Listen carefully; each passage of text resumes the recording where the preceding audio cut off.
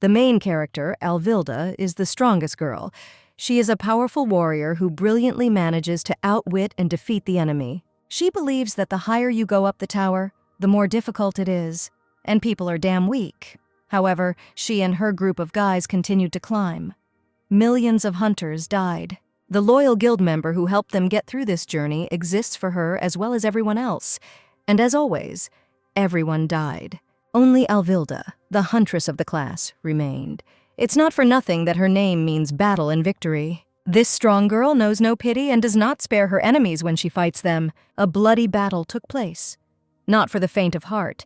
It seemed that she defeated everyone, but not the owner of the tower. Alvilda calls him a disgusting bastard who steals corpses. He has the skill embodiment of fear activated and is on the 33rd floor. The heroine saw a lot of fear before she got to him in case of defeat. Death, of course, awaited her, but she was not going to give up and went ahead of all obstacles. No matter how strong Alvilda was, at one point the girl realized that she could not continue this cycle. She had to die, return, and rise to the tower again. But one day she got tired of climbing up the tower and starting all over again. She had already been reborn 58 times. Now Alvilda remembered everything. She was acquiring new skills in this fight. The girl remembered the order of attack so well that she dreamed about it. If only she knew how much she wanted to destroy this damn tower and go back to her warm and cozy home. One day the system told her the way to return home was to destroy the tower. That's why she's here. After dying and reviving several times, she finally managed to defeat the boss on the last floor. She was surprised when she realized that she had managed to fulfill the conditions. Was all that torment really over? But she remembered well the famous words that say, "Nothing is over until everything is over." As sad as it may seem, the Queen of Waves and Healing expresses regret that she is returning to the original world. And the evil bloodlord sobs with tears in his eyes. "We've been through all this together, haven't we? And now it's time to say goodbye," the proud girl told them. Now Alvilda plans to return home, where her beloved pet, her dog Cerberus, is waiting for her, and must have been waiting for her there alone. The Queen of Waves and Healing reminds the girl that when the spell is lifted, the dog will not remember the time it spent waiting. The Lord of Temptation promised that he would find a way to take revenge on her, since she had destroyed his dream. Then he would destroy her. After these words, Alvilda finished off the monster. He spoke of revenge as if it were some kind of whim, and this made her very angry. Now she has won, the task is completed, and it is time for her to go. The evil bloodlord calls upon Alvilda to quickly collect the rewards for completing the quest. As soon as the girl relaxed, a message appeared in the system message that an error had occurred. It said that they were trying to solve the problem as soon as possible. A few seconds later, a new notification came in that she was currently unable to access the task window. The girl is angry. What kind of nonsense is going on? Alvilda could only take the awards. But some kind of glitch occurred. A new message appeared that the update was complete and the task conditions were met. She was congratulated for successfully completing an epic quest, but due to a system error, the rewards were changed. An inscription appeared on the board. The girl's previous reward was written there, such as returning to the original world. Below are the changed rewards. The spell has been lifted, and now she will be reborn as the main character of another novel. Alvilda doesn't yet understand what this could mean. She's confused. It seems that due to a system error, it will be difficult for her to give the promised reward of returning to the starting world. Instead, they promised her an even better reward. The girl is angry and asks to call the author immediately. Instead, a new notification came in. It says, "Enjoy the novel S-Rank Hunter Becomes a Villain. Princess." S-Rank Hunter Alvilda is the ruler of the last floor, a regressor who destroyed the owner of the tower. She was actually in the world of the work. An SS-Rank Hunter becomes stronger when he is reborn. On the day of her civil service exam in South Korea, she had prepared for 4 years and 7 months and finally passed. The girl decided to celebrate with dinner at the establishment. Unfortunately, everything did not turn out as she planned. She died. She was soon informed that she would be reborn in the novel she had been reading for the past 4 years and 7 months in preparation for the exam. At first, Alvilda was interested in becoming a munchkin, becoming an outstanding person, a destroyer of the dungeons of soul, and the only hope of the earth. With the knowledge of the novel and the rebirth, she was able to pass even those dungeons that others could not even touch. Her strength, agility, and endurance, Everything was immeasurable. She also made a pact with the 3 constellations from the original work. Despite the fact that Alvilda has an undefined power, she was never able to defeat the boss. He was too strong. He had no weaknesses whatsoever, and the incredible variety of attacks made it impossible to think of a strategy, since the novel was not completed, and the way to complete the game was unknown.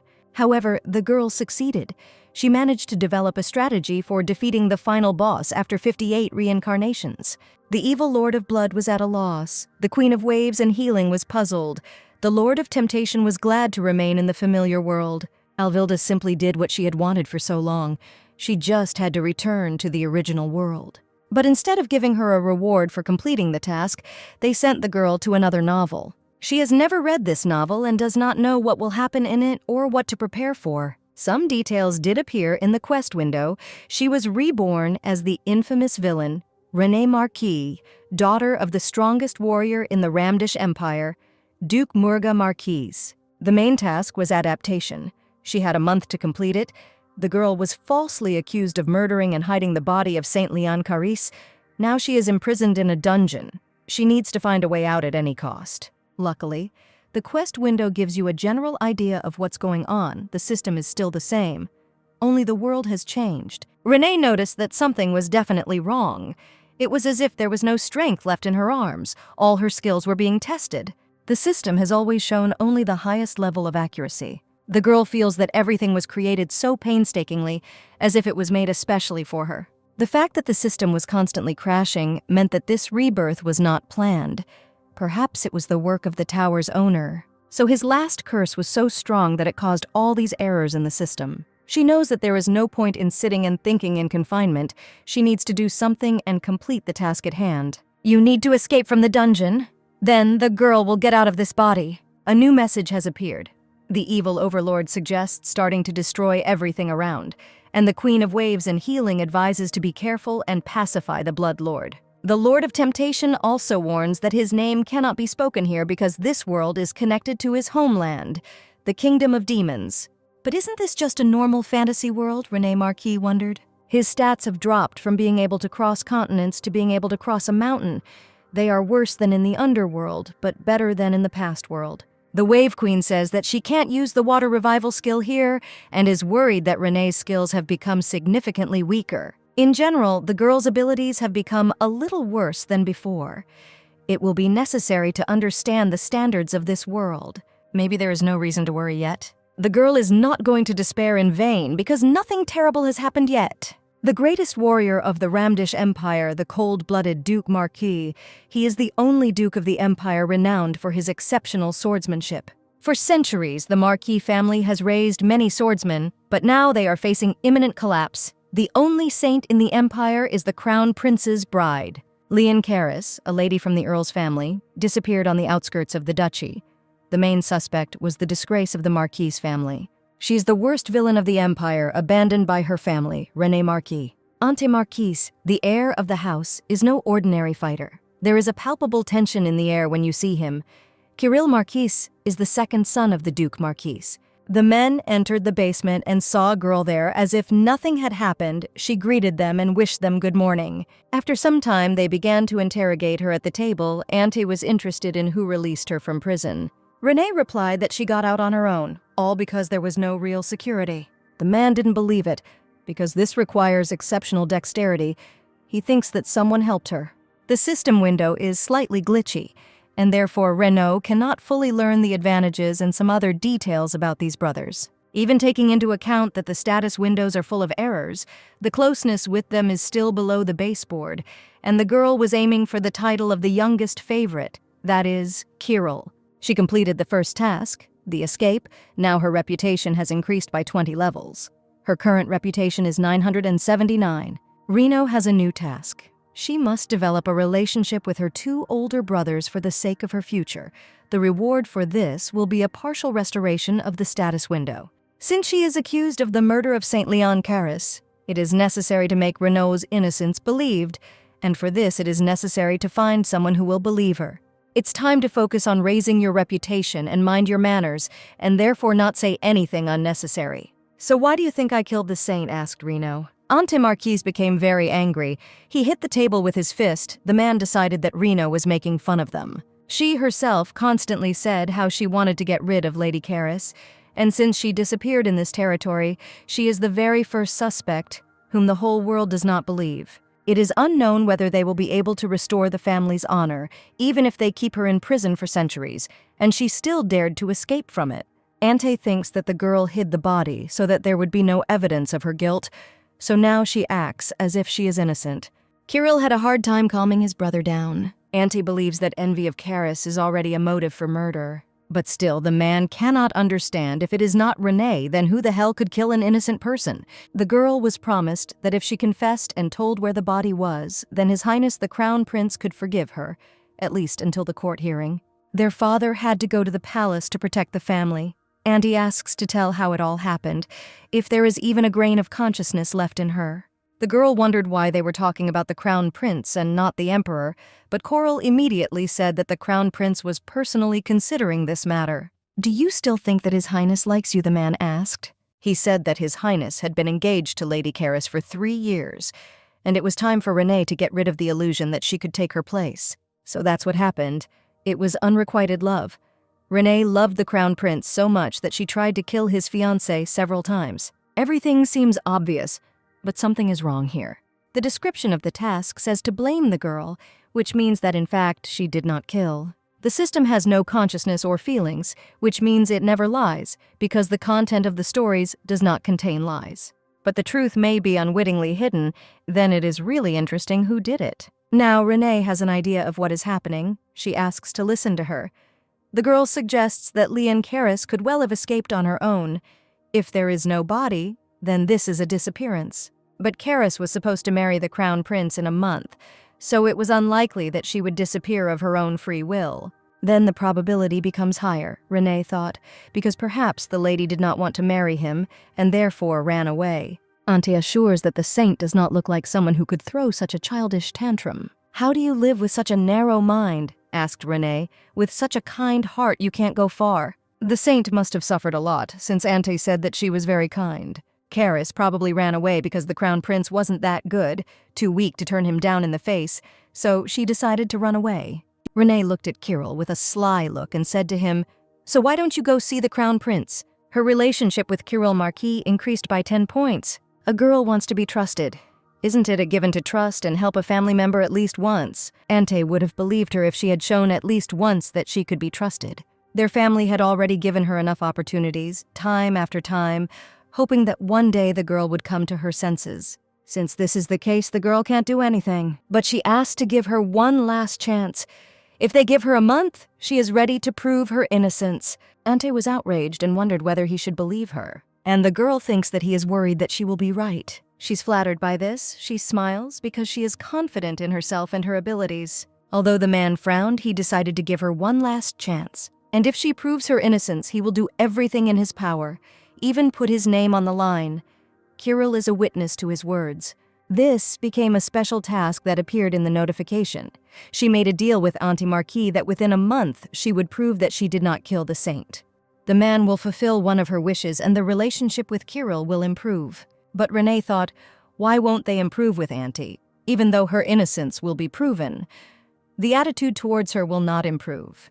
The girl wondered what kind of hidden settings he has. They shook hands. Ante didn't plan it, but he couldn't avoid this handshake. As an excellent swordsman, he can easily distinguish the hand of an ordinary person who knows nothing about swordsmanship. He felt nothing in the hand he held, no skill, no kindness. But a second ago, Ante unconsciously almost pulled his sword out of its sheath, instead simply extended his hand. What should Renee do now? She has so little information. Even if she tries to start somewhere, she knows nothing. We need to get sources of information. There must be at least someone in this estate who is friendly towards the girl. But even the dialogue with the maids ended in failure. Each of them was unhappy that Renee had tarnished the Duke's name. She was looked upon as a worthless thing. The girl's relationships were falling even when she simply met a person.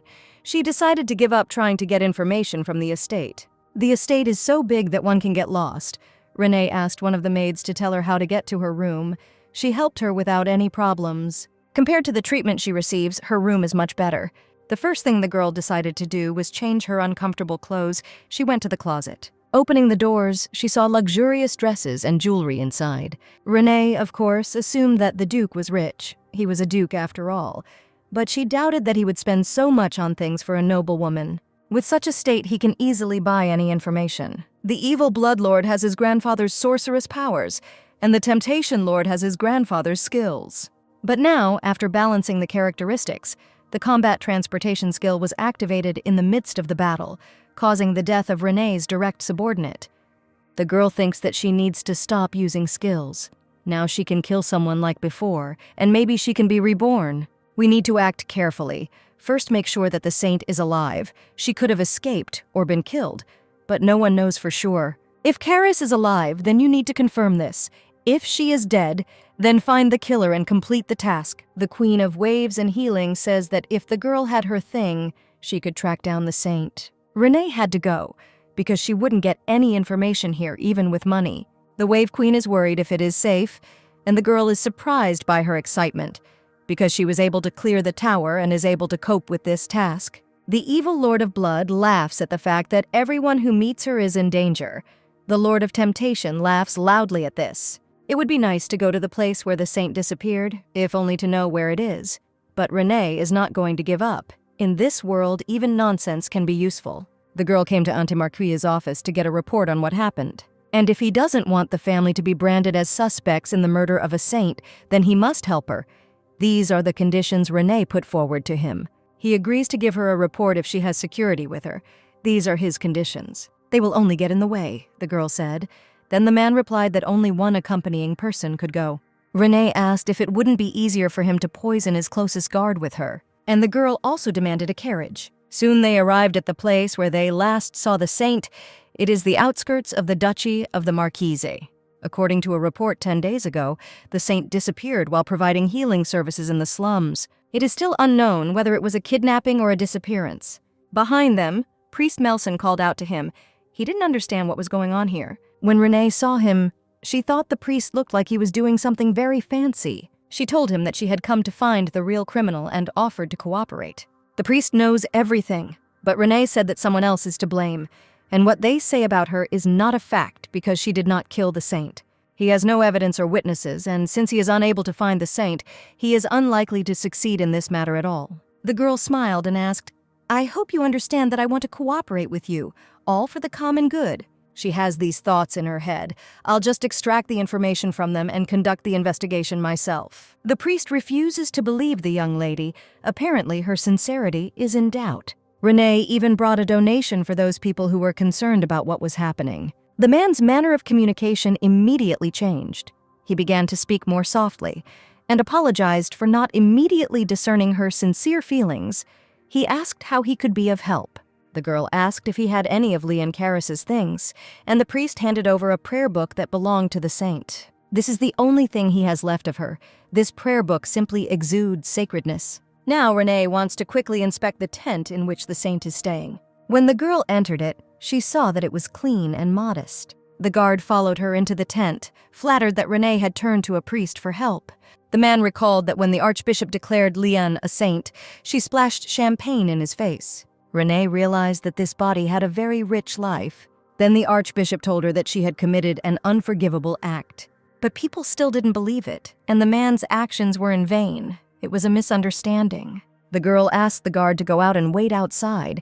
Now she needed to inspect everything here. In her past life, even in countless reincarnations, there was something that she experienced several times. In this case, facts are useless, but that's what everyone wants to hear. There is no one in this world that a girl can trust as much as herself, no matter how much she is suspected and falsely accused. She will still believe in this Renee. Even if the girl whose body she ended up in was bad, there was still nothing she could do about it. She just had to be bad.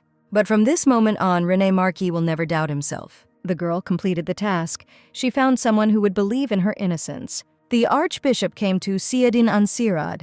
He reported that the Marquise's daughter had arrived on a visit. She wanted to personally conduct an investigation to prove her innocence. Siadin Ansirad. This man was called the King of Mercenaries at the age of 20. He is the head of the Shira Guild, the best mercenary guild. one of the 2 sword masters in the empire. He has many titles and is called the Light of the Ramdish Empire. Sidin thought how impatient Renee was. She had come such a long way to personally conduct an investigation. The man had heard rumors about her, that she had once cut off Viscountess Kelsey's hair or stolen medicine from the Crown Prince's carriage, and said she would take care of him. She tripped the saint, causing her to collapse. Sidin asked the Archbishop to refrain from giving her any information. The main thing is to hide the fact that there are witnesses, as the Crown Prince ordered. At that moment, the Archbishop lost consciousness without any reason. As it turns out, this is the energy of a dream demon. Even the Swordmaster himself can hardly resist it. It's definitely a power comparable to a high-ranking demon, but who is capable of summoning a demon of that level? It's hard to do this in a place where there are so many priests. This summoner was definitely stronger than the Crown Prince, which made Sidin noticeably tense up. In a world where everything is uncertain and stable, there is only one thing that supports him. What helped a child orphaned by war to survive? It is strength. He believed in strength, just as other people believed in goodness, even if he managed to create the largest mercenary guild on the continent and become their king. If he gained power and money, the thirst for strength did not leave him. He felt like he was looking at the sun from the bottom of a well, trying unsuccessfully to reach it. The only thing that could quench his thirst was the power of the Crown Prince, the strongest man on the continent. But the longer the thirst lasted, the more Sidin felt the emptiness in everything. Everyone around fell asleep. One demon couldn't do it. It turns out someone else was involved in this. The energy is strongest where the saint's tent is, so he went there. The man had never felt such energy, the feeling as if the limit had been exceeded. It was beyond human understanding. It's like a natural disaster. Sidin doesn't even dare compare it to the Crown Prince. This is definitely someone who should not be harmed. A man cannot miss such a wonderful opportunity. He needs to quickly find out who it is. When he looked into the tent, he saw a sleeping man in it, who had fallen asleep sitting upright. What he achieved was not his goal. Satisfaction comes only from becoming stronger. He felt someone's gaze on him and suddenly wanted to sleep, as if someone had bewitched him. He collapsed to the ground and fell fast asleep. Renee sat down next to him to see if everything was okay, because he had fallen so hard that he had hit his head. Earlier, the notification system apologized for the inconvenience. User synchronization is complete, but they sealed half of Renee's abilities. Most likely they will open further on the assignment, but for now we need to be content with what we have, the girl thought. She asked the water sister if she could find the saint with the help of the prayer book. The Queen of Waves and Healing answered that it would take no more than a day.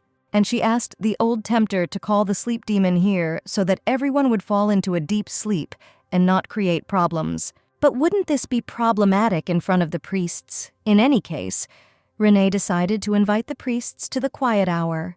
So at the moment everyone around is asleep, the girl admires the sleeping Sidin. He is very handsome and reminds Renee of the neighbor's black kitten.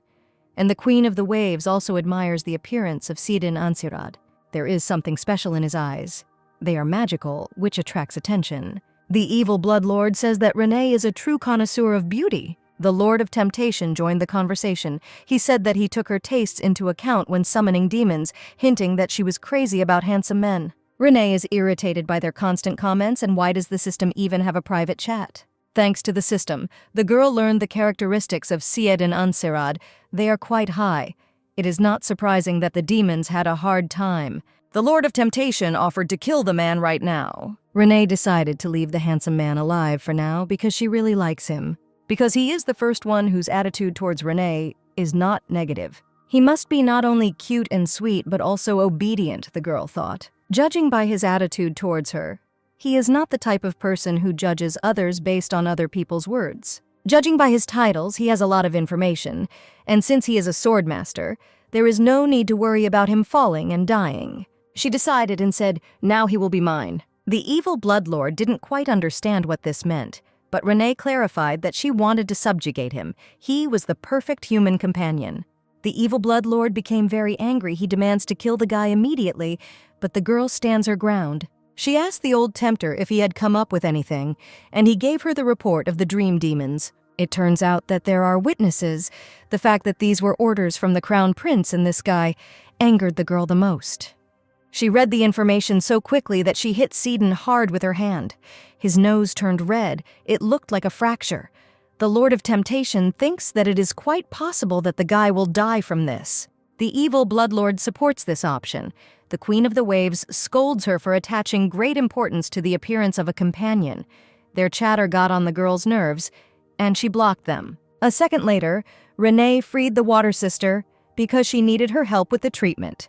She decided to quickly correct her mistake and then scold each one separately. After the girl helped Sidon, she said goodbye to him and left the tent. After some time, the man began to hear a voice in his head, asking him to wake up quickly. The voice said that it was time for punishment for angering his master. If Sidon does not wake up, the master promised to punish him. The man began to wake up and felt pain in the area of his nose, but did not understand what was wrong. Sidon clearly understood that something had happened to his energy. He saw the Marquis Renee's daughter sitting next to him. The man said her name, and she immediately realized that he knew her, but he couldn't remember where from. But he replied that they had never met. When Renee came close, he felt something strange. So Sidon asked her to move a little further, but instead the girl put her hand on him, and he felt even more uneasy. He thought, it can't be. This is the spirit of the Marquis. Yes, you came for me, Renee answered him, smiling immediately. He asked, so it was you who summoned a high-ranking demon?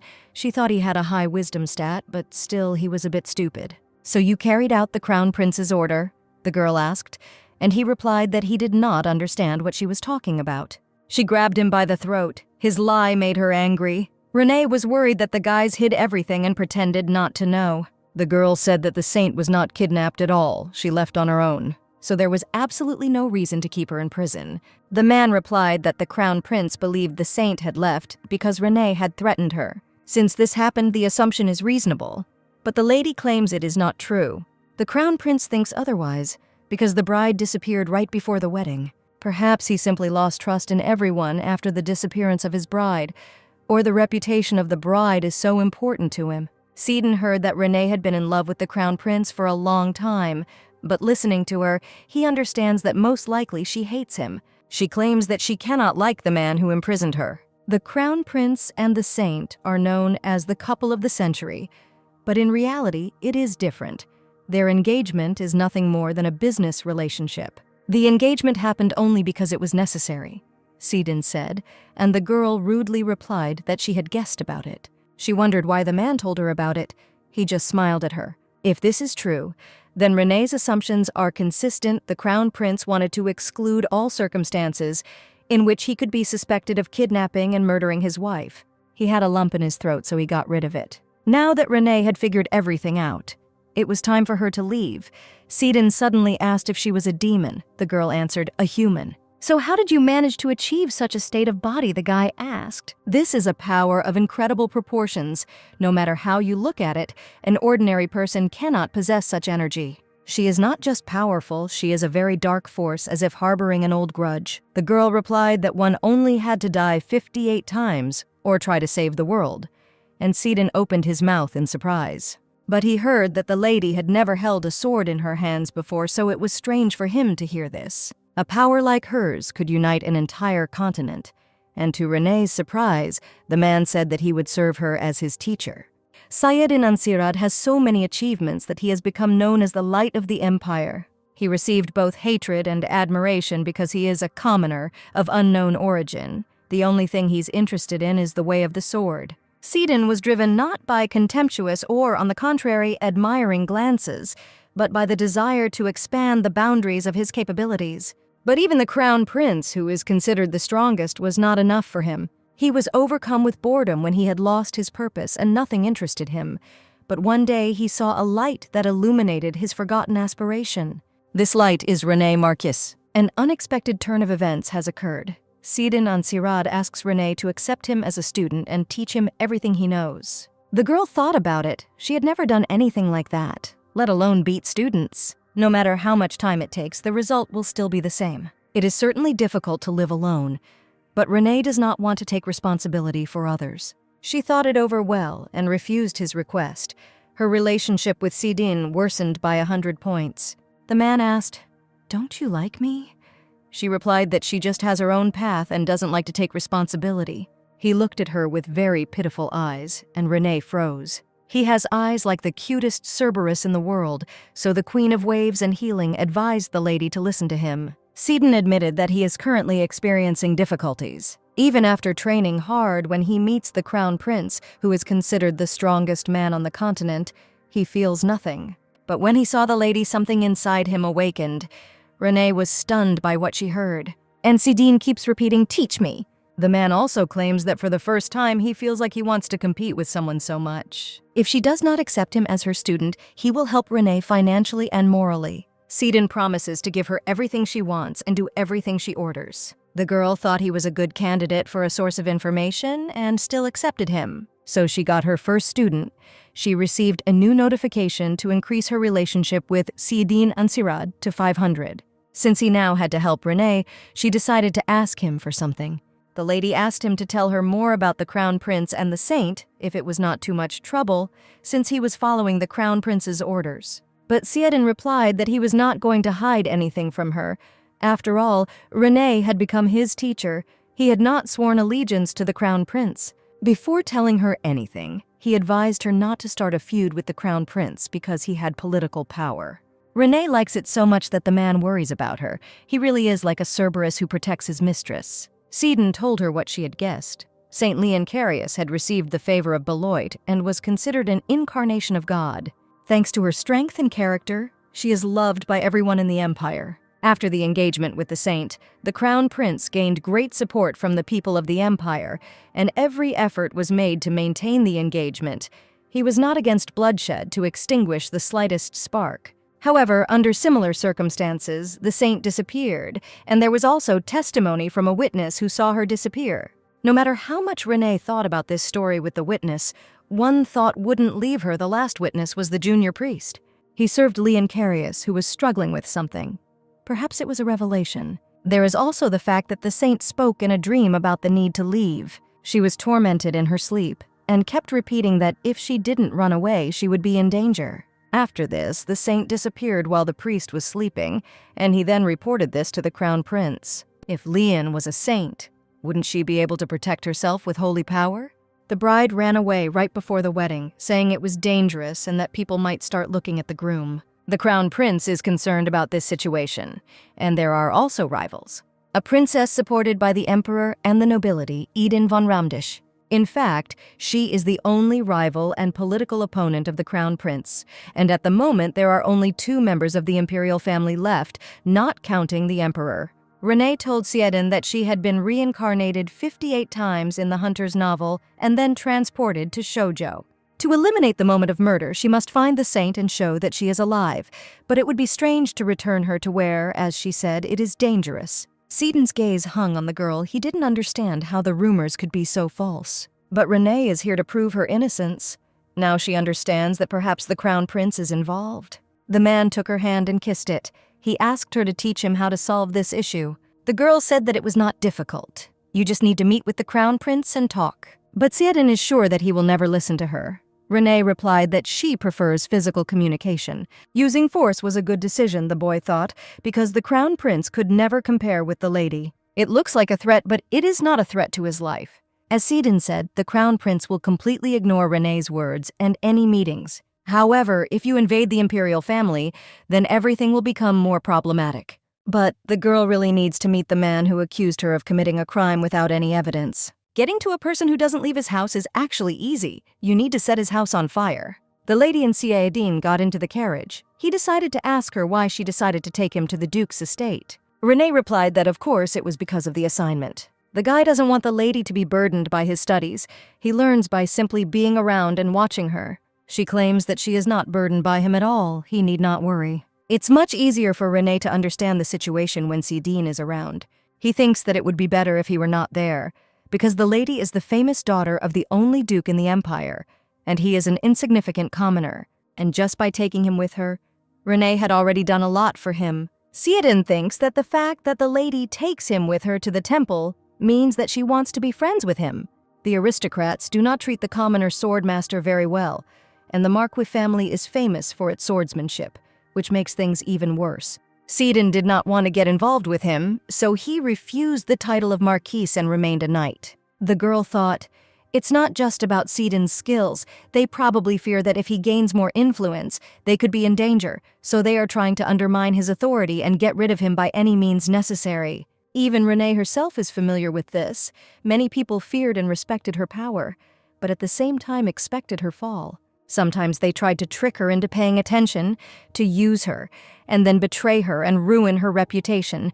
In this world, this role belongs not to Renee, but to Sidon. Before leaving, the girl was spotted with Sidon and Sarad, and her reputation increased, and he began to feel respect for her. There must be a limit to everything. The irony is that the one who does not do as well as the villain feels depressed. Sidon is called the Light of the Empire. Renee thought not to pay attention to it, but since everything is serious, the girl, as an older one with a similar life, decided to give advice. Even she, an aristocrat, disgraces the family of the Marquises, and he, a commoner, is the light of the empire. Therefore, the lady advised not to avoid anyone and to remain confident even if you are tired and exhausted. He shouldn't care about other people's opinions. That's how fools create the appearance of their own importance. You must always stand your ground. You have to believe in your reputation and act decisively, doing things that others don't like, Renee said. After these words, Sidon felt as if his apathy had passed. Now he is her guest, and it will be strange if he does not behave freely and thereby arouse suspicion. Upon arrival, they immediately ran into Auntie and Kirill, which really irritates the lady. Renee explained to them that Sidon had agreed to help her, but she kept the fact that he was now her student. Auntie is surprised by the lady's behavior. After all, she is the Duke's daughter, but she came home late and brought a man with her.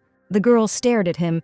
She guessed that he would talk to her in a similar tone. Auntie can chatter all day like a chicken. The guy really pissed her off. Renee scolded her brothers like schoolchildren, saying that they couldn't even keep track of their little sister without getting disappointed. The girl asked to address her not as a lady, but as an ordinary person. But Kirill objected. No matter how much Renee tried to be tough, she was still a lady. But no matter how much of an investigator Sidon was to the crown prince and a master of the sword, he was still a commoner. So Renee should know her place and go to the room right now. The girl replied that Sidon was one of the 2 sword masters of the empire. He was an important guest, and they should take care of him. She called her brothers empty-headed. Renee brought into the house a man who can prove that she is innocent. And since Auntie was not going to help her clear her reputation, she advised him to shut his mouth and sit silently. The girl received a notification that her relationship with Auntie had worsened by 50%, while her relationship with Kirill had improved by 20%. That's how she dealt with her annoying brother. It's called oratory. Renee waved her hand and began to leave. Finally, she said that she was busy with a guest, so she asked not to disturb her with trifles and advised her to read the newspaper. The brothers are confused as to what she means. Even if she is abstruse, she was recognized by the king of mercenaries himself. Kirill thinks that this inspires confidence. And if Renee really turns out to be innocent, then wouldn't the family benefit from that? Auntie understands everything perfectly well. This is what worries him. If the lady is telling the truth, then they will lose the only suspect. The next morning, Renee was awakened by the blinding sun. Today, the sunlight seems especially warm to her, something she doesn't feel in the tower where only monsters live. The girl realized that she was finally finished with that place. Surely Sidon will wake up soon too. It doesn't seem like the people in this estate will help the guests in any way, so the lady decided to go to him herself. Even though she prepared Sidon psychologically, he is still scared. For the first time, Renee didn't notice anyone coming. Although she had heightened senses in the tower, any sound could mean that thousands of enemies were running. The senses were so heightened that she could neither eat nor sleep. However, after entering this world, the skill was turned off. The reason for this is simple. In this world, no one dares to touch her with a finger. But the Queen of Waves and Healing still advises not to lose vigilance. The housemaid, Helen, and other maids entered Renee's bedroom. She looks angry because she despises the lady. The woman said that the lady was asked to come down. Not only Helen, but also the other maids in the mansion do not look friendly. They are very similar to cunning snakes. Everyone is just waiting for the moment to scold Renee. The lady suspects that something is wrong here. "Madam, it seems you still don't know your place," said Helen. She also called Renee a disgraceful marquise who does not know how to handle a sword and has a bad character. The girl asked why everyone relied on useless numerical advantage. Renee kept thinking about what to do with the maids, buy them with money, or try to come to an agreement. But it seems that strength is most important here. asked the imperturbable lady. Helen believes that the young gentlemen have power, and Renee herself is powerless to do anything. Renee stood up, looked the maid in the eye, and replied that there was a lot about her that they didn't know in this house. The maid fell to the floor and began to choke. Renee has activated the skill, Astaroth's breath, which puts the target into a state of sleep. The maid fell asleep. The other maids were scared. They decided that Helen had died. One of the girls began to ask the lady for forgiveness and beg for mercy. Renee explained that Helen had simply fallen asleep, but in reality, she was very keen to punish the maid for her foul language in the worst possible way. When she was weak, she was neglected many times, and when she gained strength, she went straight to death. But there was no peace in either weakness or strength. These maids are weak, but they still bully the same weak people. But thanks to all of them, Renee has no time to be upset. Now news of this will spread, and the maids will no longer bother her. The Queen of Waves and Healing says this is a peaceful solution compared to what happened in the past life. The girl left the room and came face to face with Sidine. Looking at him, she thought that she was luckier than in her past life. The guy said he felt a creepy energy, so he decided to come here and find out if everything was okay. Why should I be wrong? Renee asked. He is friendly to the lady, unlike everyone else in this house, and worries about her. Auntie asked Renee to meet, so the girl said that they needed to go to him. When they arrived, the enraged man banged on the table and asked the lady to explain herself. He is so loud and scandalous, thought Renee.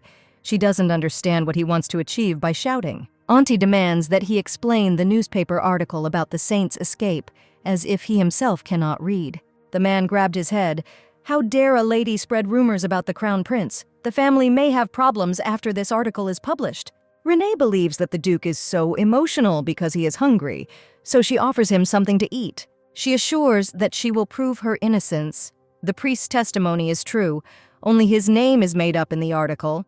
Auntie is surprised that Seddon is not investigating this case on behalf of His Highness. The boy replied that he had not sworn allegiance to the crown prince and was investigating only because, as an imperial knight, he had been ordered to find out the truth. Sidin asked why Ante felt uncomfortable. Was it because his sister had been cleared of suspicion? He clarified that he and Renee have practically become friends while they work on it. Sometimes he says such embarrassing words that they make the lady blush, and he himself becomes embarrassed. The girl rudely asked her brother to apologize for being rude to their guest yesterday. He is an investigator of His Highness the Crown Prince, a master of the sword, and the fact that he is a commoner does not change anything. Ante didn't argue, but immediately apologized for yesterday. It was his fault. The lady also believes that he should apologize to her for his rudeness. She found a witness who refuted all the accusations, so it's time for him to stop acting so disgustingly. Ante believes that she has become the prime suspect because of her habitual behavior. Still, there was little evidence of the family's truthfulness. The brother asked her to provide more concrete evidence, and then he would ask her for forgiveness. Now that they had all had breakfast, it was time for Renee to prepare for the special guest. The Queen of Waves and Healing says that a guest is approaching the estate. She didn't invite this guest. He decided to come himself, and he doesn't really like uninvited guests. The butler came into them, said that he had urgent news, and began to whisper something in Anta's ear, after which the man rushed to the door and shouted to the lady, "What have you done?" Renee looked at Siedin and said that this guest, who was about to appear, was very familiar to him. They walked along the alley in the garden of the Marquise's house and saw in front of them the crown prince of the Ramdish Empire, whom the real Renee loved, talking with her brother. Ishir von Ramdish looked at the girl. She greeted him and said that it was an honor to meet him. From the very first meeting, she felt that the system would connect them in the most inconvenient way. The system notified the lady that her relationship with Ishir von Ramdish had worsened by 10 when she greeted him, which was strange. Ante asked what His Majesty had brought to their mansion. Ishir ignored the guy. He touched Renee's face. He noticed that she had changed, and he didn't even try to hide it. The girl asked him not to touch her without permission. She removed his hand from her. Renee said that there was no point in provoking each other. He should tell her why he came and leave. She heard that he was the strongest in the empire, but he still couldn't compare to her. Ishir replied that he was now sure that she was sure that the saint had disappeared. Ante stood up for his sister. He said that it was impossible to put so much pressure on a child who had never held a sword in his hands. He decided to take her side even though he was shaking all over. When Leon disappeared, Ishir couldn't prove that the Duchess was guilty because no trace of her was found. But now, judging by her behavior, everything is clear to him. Renee, on the contrary, believes that it was he who was involved in the disappearance of the saint. The lady laughed when the crown prince began to take out his sword. The greatest swordmaster was afraid of a simple girl. Satan did not let him get close to Renee. He said that he was sure of her innocence. The crown prince knows that no one in the empire hates Lian, since she, moreover, the saint, disappeared in this territory, and Renee Marquis is quite capable of killing her. Satan asked His Highness to calm down, because if he wanted to find Lian, he and the lady had to unite. If the knight hadn't stopped the crown prince, Renee would have hit him. Her patience was running out. She expressed her dissatisfaction to him, because it was he who hid the witness and put her in prison. To this, the crown prince simply remained silent, as if he had swallowed his tongue. The girl realized that their conversation would be long and suggested that they go sit down. Ante stopped her and asked what kind of power the crown prince was talking about. He is her brother and has the right to know if something concerns his sister. Since when did we become so close? The lady thought. And yet she believes that he has no right to know, so she activated the skill of the prisoner's breath. Ante began to slowly fall asleep. He should have stood up for his sister like that when the real Renee was in this body, not now. Sieden can't believe that he saw the lady's abilities with his own eyes. Renee sat her brother down in a chair, and he finally fell asleep. "What kind of power is this, that you sold your soul to the devil?" asked the crown prince. The girl replied that this was indeed so, and she also said that after this she died and was reborn 58 times. He got angry, thinking that the lady was trying to joke, and asked her to be more serious. He's interested in how many types of magic she can use. If Renee didn't bend under his pressure, then he guesses that she's pretty good with a sword. The girl replied that she was not going to explain anything to him about her abilities, since she had not become his subordinate. He can't understand why Renee hides them. Even if it was known that she was a magical swordsman, she would be treated better. And no one would treat the Marquis like trash. This is the law of the jungle. The strong hunt the weak and rule them. According to the Tempter, this world is fixated on this law. Initially, the continent was ruled by monsters, demonic beasts that were stronger than humans and reproduced faster. But people, unlike them, were smarter. They united and fought back the monsters, built walls and created a state. The monsters were driven beyond the boundaries drawn by humans and took power over the continent. And then the era of humans and the period of rebirth began. When the danger in the form of monsters disappeared, people already marked their borders and pointed swords at each other in the fight for resources and land. The Ramdish Empire grew according to the law of the strongest, a war-torn world where rivalry reigns, a family gone mad with power, a crown prince who is more interested in a new face than his bride. And the fact that the lady of the family was called a disgrace because of her weakness, such is the strangeness of this world. If Renee had told of her power, she would have been given the position of heir to the Marquis, and she could have become the creator of a new line of aristocrats. But if the lady becomes the new heir, founding a new family will only add to her problems. Power, fame, she doesn't need all this at all. She also doesn't give a damn how people treat her who judge a person by his strength. Renee nudged Ante with one finger. He fell to the ground, but didn't even wake up. She was ignored, belittled, and not considered a human being. But once she showed her abilities, everyone started taking her more seriously. Renee asked if she had told him everything. Would he have married her instead of the saint? The crown prince's reaction shows that he is very angry. In fact, the girl is not at all interested in what kind of relationship Ishir had with the saint. It is more important for her to prove her innocence. Renee dreams of seeing her beloved Cerberus as soon as possible, so she asks Ashira to announce to everyone that she did not commit the crime. The easiest way to clear yourself of charges is to enlist the help of someone who is highly respected. The crown prince is exactly such a person. He wondered if Renee really was innocent. On the contrary, she suspects him because Lian was supposed to become empress, but she wanted to leave him. Maybe this was the reason why he killed her. She also understands Ishir's suspicions. The real Renee did something wrong, so he immediately thought it was her. But if he himself is to blame and wants to shift the responsibility onto the girl, then she is not going to put up with it. The publication of the article was a counterattack by proving her innocence. She was supposed to shift attention from herself to a new suspect, the crown prince. Now the lady will gradually study everything to make sure that Ishir is innocent. Renee assures the crown prince that he will get to the bottom of the truth someday. The crown prince failed to hold back the saint who wanted to escape. Everything he could get from marrying her disappeared like a dream. Renee suspects that this is why Ashir decided to kill his fiancée. Lian never intended to run away from me, the man cried out, becoming even more angry.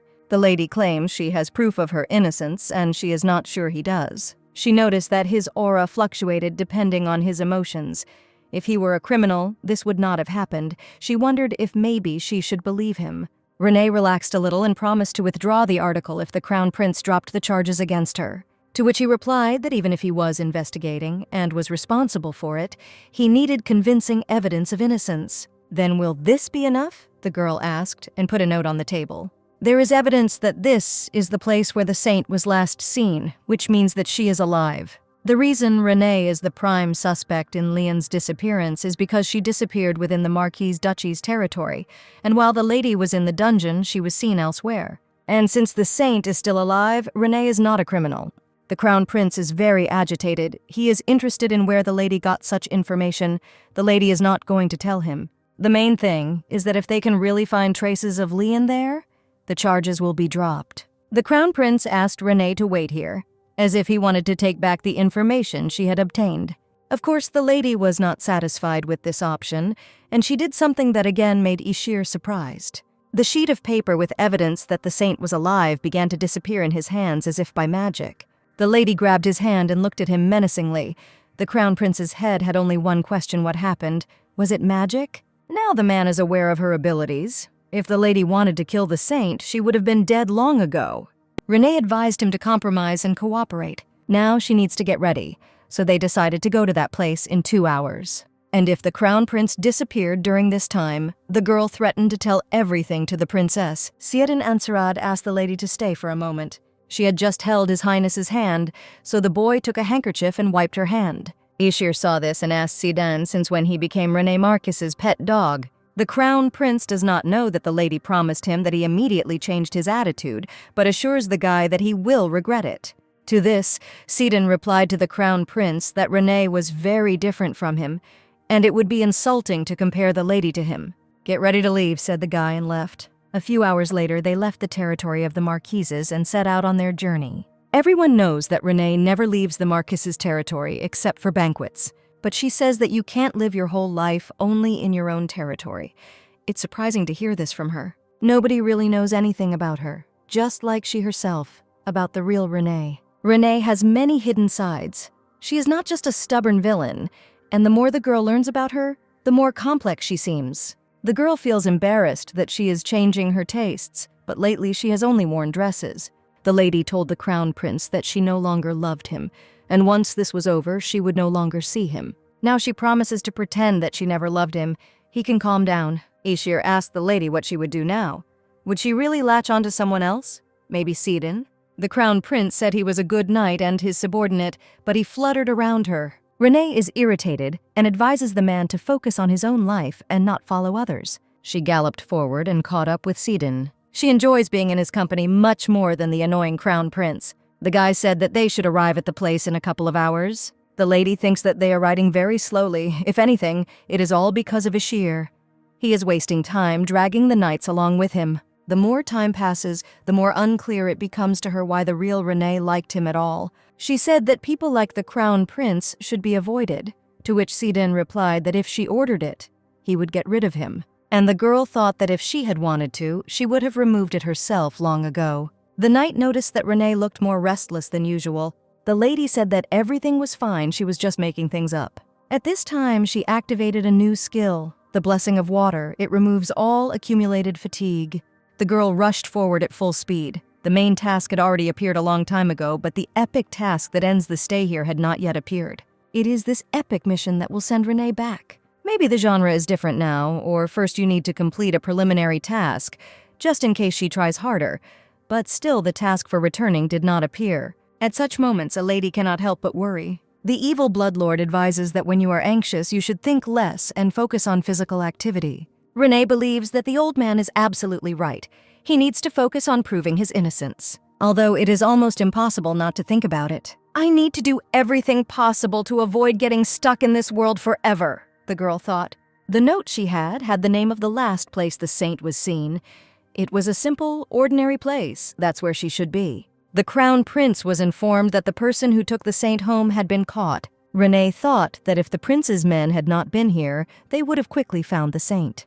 The man looked at him with pitiful eyes and introduced himself to His Highness as Derek. The crown prince ordered him to tell the truth about Leon if he did not want his name carved on the tombstone. Derek said that the saint was indeed staying with them, but if it weren't for the leaflet the knights showed him, he would never have known it was her. He simply offered her to spend the night and stay for the day. When Renee asked the man to take them to his home, he became noticeably nervous. He looked away and didn't know what to answer. But he had nowhere to go, so soon they ended up with him. The place where the saint comes and goes turned out to be not simple, but rather luxurious. The girl felt some strange and familiar smell. "Is it really me?" asked Sidine.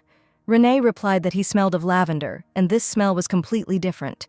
"There is a suspicious smell coming from this house. Even the evil bloodlord completely agrees with this." The Lord of Temptation also began to sniff the noxious smell. The lady ran forward. The closer she got, the more distinct the smell became. Crown Prince Ishir told Renee that she should not act willfully, but she seemed not to hear him. Opening one of the doors, it turned out that the smell was coming from a corpse. Ishir fell to his knees and bowed his head. He felt uneasy. He swore that he knew nothing about it. "It's horrible. The burnt body is still emitting smoke." The girl assures that it takes 2 to 3 hours to completely burn a person, judging by the heat emanating from the corpse. It burned about 20 minutes ago. It turns out that he was burning while they were wandering around the village. Renee is sure that if she had acted alone, she would have been able to save him. It is unknown what will happen with the task, but still it is not worth a human life. It is also not clear whether this is the corpse of a saint or not, but the girl feels a sacred power from the body. There are not many people in the world who possess sacred power. If a person has a fairly powerful sacred power, it remains even after death. Everyone was shocked by the horrible sight. The body burned alive and very mutilated left everyone in shock. Accompanied by 2 companions, Renee rode on. She keeps wondering why Leon was killed, what she did wrong, and yet until recently she was alive. The crown prince looks broken, holding in his hands the engagement ring he once gave her. This is definitely it. The man can't be wrong because he personally ordered this ring. A powerful spell was cast on it, and it could not be destroyed by ordinary force, which is why it was the only one that survived. A notification came that the task was completed. Renee proved her innocence. Now Ante Marquis must fulfill one of her wishes. The girl saw people die in fire many times because the owner of the tower also liked to burn people alive. When her comrades were caught, that same night one could see the spectacle of them dying in a fire at the top of the tower. That's why she was familiar with this smell in her past life. She often encountered it. The crown prince grabbed Derek by the lapels, and he began to beg for mercy and insist that he knew nothing. In the end, Ishir simply threw him aside, and he began to cry. With tears in his eyes, Derek said that the saint did not say a word to him, but simply left his house. Renee decided to conduct the interrogation herself, so she asked Cédenne to leave and not let anyone in, not even His Highness. Everyone went out and left the lady alone with the suspect. She asked that from that moment on, they tell only the truth and nothing more, and then snapped her fingers. Valier's whisper skill has been activated. It puts the object into a state of hypnosis, inversely proportional to the strength of the object's mental resistance. If there is interference during the use of the skill, the effect becomes unstable. For example, it should not be used with Ishir. Renee asked when Derek last saw a saint. He replied that he saw darkness. He also said that he does not feel Leon's sacred power, but on the contrary, he feels a demonic one. The Lord of Temptation denies it, saying that this is not the work of demons. The girl herself knows about it. The saint could not have suffered only at the hands of demons, but judging by the fact that the criminal used the power of suggestion, he certainly has power. Then what is he trying to achieve if he went to such lengths? The Queen of Waves and Healing raised her hand. She said that the crown prince was trying to get rid of the evidence. Renee immediately went to him. Her water sister says that she saw with the eyes of spirits how he found the saint's suicide note. Now he can't get away with it. When the girl presented this to the crown prince, he asked her how she knew this, and she replied that she had good intuition. The man didn't believe her. He thinks that Renee is in cahoots with his knights or is following him. The lady is sure that in her place he would have done exactly the same. "I didn't show the note for your safety," Ishir replied, but the girl doesn't believe this nonsense. He wasn't sure she would be calm when she read the note, but he handed it to her anyway. Leon wrote that her life was marred by tragedy, and she was unable to speak out because of her responsibilities to the empire and those who believed in it. This fake engagement to a man who doesn't love her, and he tried to kill her for this engagement. Both of these facts tormented Lian for a long time, but she was able to forgive them both. No matter how much these facts torment her heart, she happily says that she loves them because there is someone she cannot forgive. Namely, she who allowed herself to be drawn into this situation.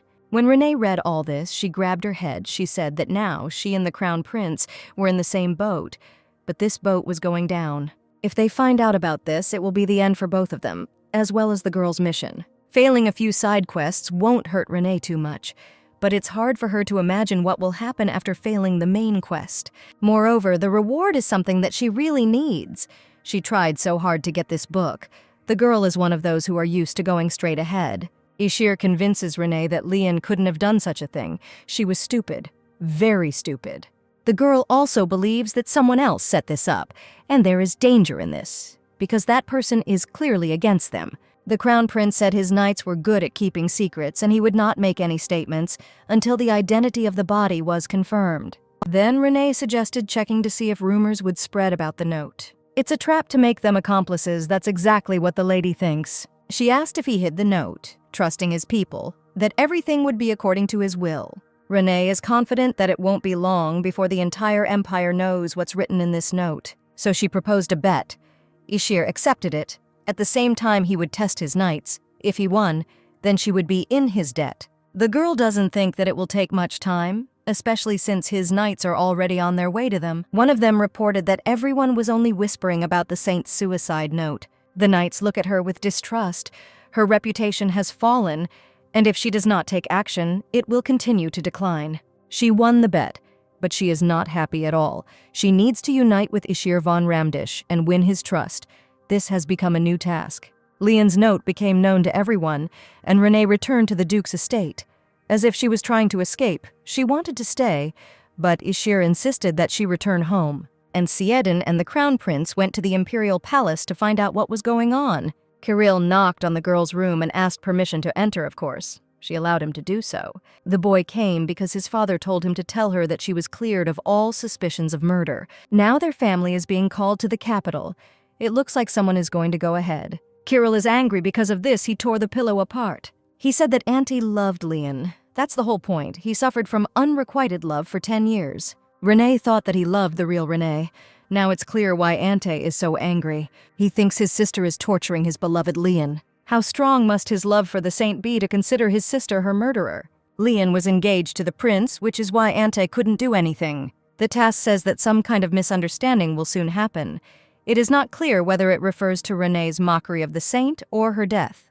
The girl asked Kirill if he, like his brother, thought that she had killed Lian. The guy replied that he didn't think she did it personally. But the note says that the saint had a hard time because of Renee, so the girl still feels a little guilty. Kirill thinks his sister has been acting strange lately.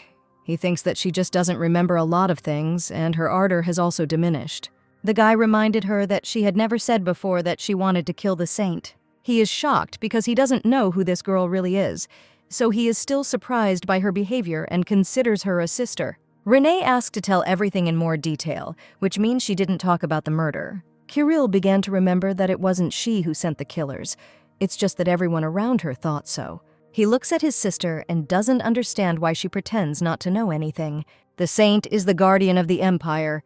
If a person has hostility towards the empire or the crown prince, he could very well send an assassin to destroy everyone. Since the prince has a title, it means he wants the empire to collapse and most likely supports the princess. Auntie locked Renee in the dungeon because he loses his head when anything concerns Lian. Kirill stated that everyone suspected her of murder because she herself said so at the ball, and the girl attacked him with her fists. She was angry that neither he nor Auntie thought to shut her up.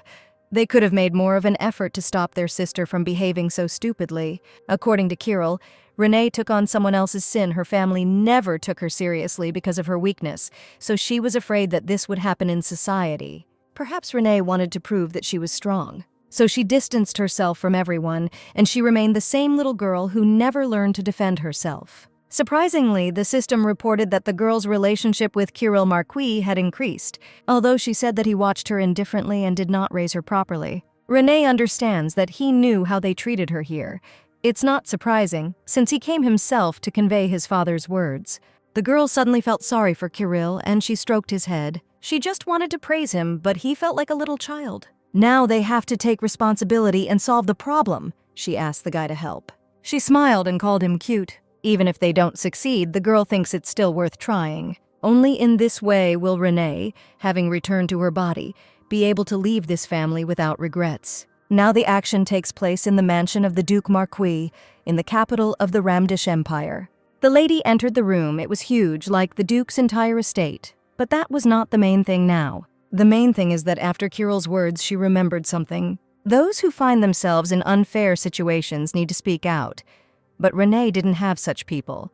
Perhaps she could write something in the diary that the Queen of the Waves had just handed to the girl. The water friend said that she found this diary under the mattress. It's strange that no one has found it yet. Has no one cleaned her room? From the recordings, it was revealed that Renee was constantly wondering why no one believed her, since she really didn't kill Leon.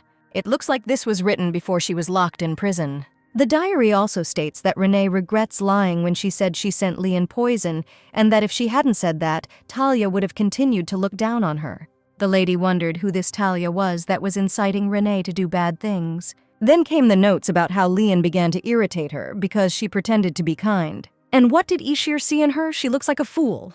In the end, once again, Renee could not refuse to meet her, but she decided to meet her secretly, so that Ante or Ishir would not find out and overhear the conversation. Renee thinks that the temple is very strange. Everything in the temple is rotten to the core. She got angry at Leon, even though she shouldn't have, but she kept saying she would stay there. Renee regrets that she couldn't persuade her. She offered to tell at least Ishiru, but Leon refused. She thinks that he doesn't love her, and that he won't go against the temple for her. The lady closed the diary and thought what the hell was written in it. If everything written in it was true, then the situation looked different. Leon also knew that Renee did not try to kill her. Moreover, they were each other's only friends. Renee was indeed unreasonable and stupid, and people considered her a villain. Among all those people, there was no one who could help her. Where did Leon go? The girl burst into tears. All that is clear is that someone tried to harm Renee and Leon, and we need to find that criminal quickly. There is very little information about this world now, but there are many ways to get information. The most important thing is that the girl knows where it is best to dig. The main task is adaptation. The reward for this is the first chapter of the book. The hunter from the rank becomes an evil duchess. Soon Renee showed the diary to Kirill.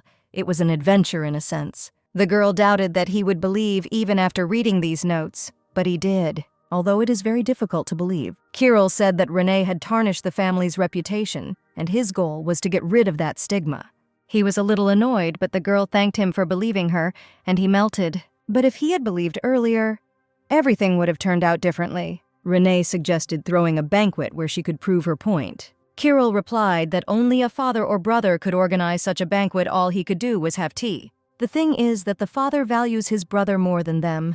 And besides, the father doesn't like unnecessary expenses, so such an event requires a special occasion.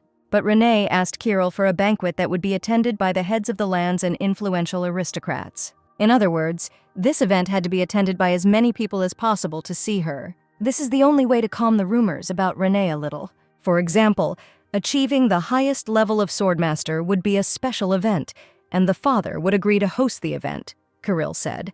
And yet, it's written on the guy's face that he doesn't like his brother a little, because his father thinks he's better, which is unfair. Renee smiled and promised to teach Auntie a lesson. There is one interesting way. After these words, a strange chill ran down Kirill's spine, as if he had met the demon himself. After some time, the banquet took place. The guests paid special attention to one dancing couple, the Crown Prince and Lady Marquise. Everyone started whispering about how funny it was that they had found each other, because rumors were circulating around the capital, and they were acting as if they considered themselves the main characters of the ball, although in fact, this banquet was held in honor of the achievements of the Marquise. Kirill defeated the deputy commander of the court knights. The guy said that he became stronger in a short time thanks to his sister. Sir Saidin did not take his eyes off the dancing couple. He was upset about something. Even Kirill noticed this look. He asked the guy what happened. He asked if you really have any interest in my sister, since you are staring at her like that. But Saidin remained silent. He only congratulated Kirill on his high level as a swordmaster, and he replied that he was grateful to Renee for this. At that moment, a crowd of people approached the guy, asking how he managed to learn such a skill so quickly. Kirill was not used to such attention, so he quickly disappeared. Sidon continued to watch Renee. He was amazed, because he had never heard of a way to become stronger in such a short time. And how did she manage to teach the guy the highest level of sword mastery? While he was thinking, Renee asked him from behind if he was enjoying the banquet. He replied that everything was great, and it seemed that the rumors spread very quickly. The most famous aristocrats had gathered there. He is confident that the lady will become the center of everyone's attention. The girl herself knows this, but attention alone is not enough for her in order to attract all eyes. She needs a grand show. Only this will allow him to shock everyone at once and fix Renee's reputation. The crown prince approached the lady again and said that he had already missed his partner. The man asked her to dance again, and Renee promised Sidin that she would return soon. Ishir hugged the lady tightly and said that he was doing this for the sake of the plan, and she asked him to take his hands off her. Sidin, watching Renee and the crown prince, felt jealousy. He became confused. After some time, the girl was already thanking everyone who came to today's event. The guests raised their glasses to Kirill, who brought glory to the family of marquises. And now she decided to answer the question that interests everyone so much. She admitted that she really helped Kirill Marquise become stronger, but she can't tell about the method, because you can't tell your secrets to everyone. Renee believes that the less people know, the more valuable the information is. According to Kirill, in this world, the highest level of a swordmaster is something unbelievable, as if a commoner became an aristocrat. She doesn't intend to be the only one with the information, but the secret must be paid for with the truth. Among the crowd, Renee saw the person she needed. It was Thalia, the daughter of Count Kypros. Talia asked if it was too abstract a concept that the condition was truth. The lady did not expect that the girl would decide to come out of hiding, to show herself, the person who regularly appeared in Renee's diary. Moreover, not everything is written there. Sidon handed the lady a piece of paper and asked her to look at it. He also added that Talia Kypros is the same girl who made Renee a villain. Talia told the lady that she saw no desire in her to share the secret and threatened Renee to tell everyone that she had killed the saint. Renee is outraged by the behavior of this impudent girl. She is in the Marquis' estate and is trying to tarnish the reputation of their family. Until now, the lady has only suffered humiliation and insults, but this is already going beyond all limits. Renee asked Talia if she was willing to fight her in a debate, and warned that she would not change her terms. Otherwise, it would not be interesting to share her valuable secret so easily. Now Talia is intrigued. She understands that everything is not as simple as she thought. A man from the crowd shouted out which truth should matter, and the girl replied that she should definitely like this truth. It should be something unusual and intriguing. Talia doesn't recognize Renee Marquis. It's as if she's become a completely different person. People around kept whispering that the lady was being called a disgrace. But if she really knew the secret, then it was the opposite. Many said that Renee mocked the saint and thus drove the poor woman to suicide. Crown Prince Ishir asked to stop these conversations. They seemed rude and absurd to him. Talia told His Highness that she did not mean to hurt his feelings, and was curious whether he himself did not suspect Lady Marquis. The girl could not restrain herself. She began to scream that she was sure of Renee's guilt. She decided to kill the saint because she was his fiancée. The verbal mayhem began again, and talk continued that the suicide note, indicating the guilt of the lady and the prince, could be another lie by Lady Marquis. It is quite possible that this secret of hers is also a deception people do not change. Renee, listening to all this, understands that they were trying to find out a way to become stronger, and now they changed their minds because of a few words. This confirms her bad reputation. The Crown Prince can't listen to them anymore. He said that the body that was found recently is not Leon's. It was a setup.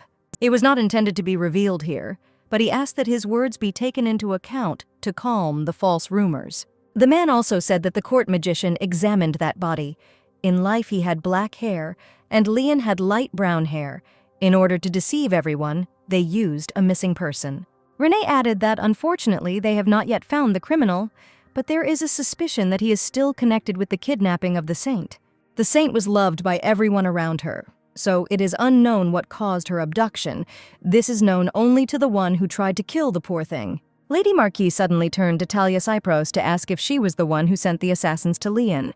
In fact, Talia had always envied Leon Caris. They were both Count's daughters, but only Lian received the blessing of the gods. Among her peers, Talia was famous for her magical abilities and pedigree. She had everything, so it is not surprising that she was always the subject of interest to those around her, but everything disappeared with the appearance of the saint protecting the empire. The girl hated Lian because she had more outstanding qualities, and her modest character looked like arrogance.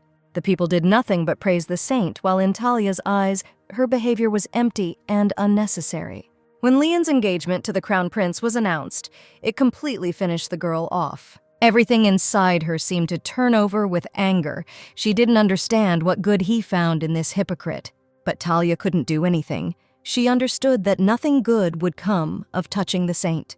The envious woman tore her hair out of despair, but soon the girl heard rumors about René Marquis that the duke's only daughter was mocking the prince's bride, Lian. To Talia, René was the perfect villain, even perfection, but in reality she turned out to be a coward who only pretends to be strong. The girl was irritated that some silly girl was pretending to be an important person. Talia felt betrayed and decided to act in her own way. She decided to arrange a meeting with the killer and slip him poison.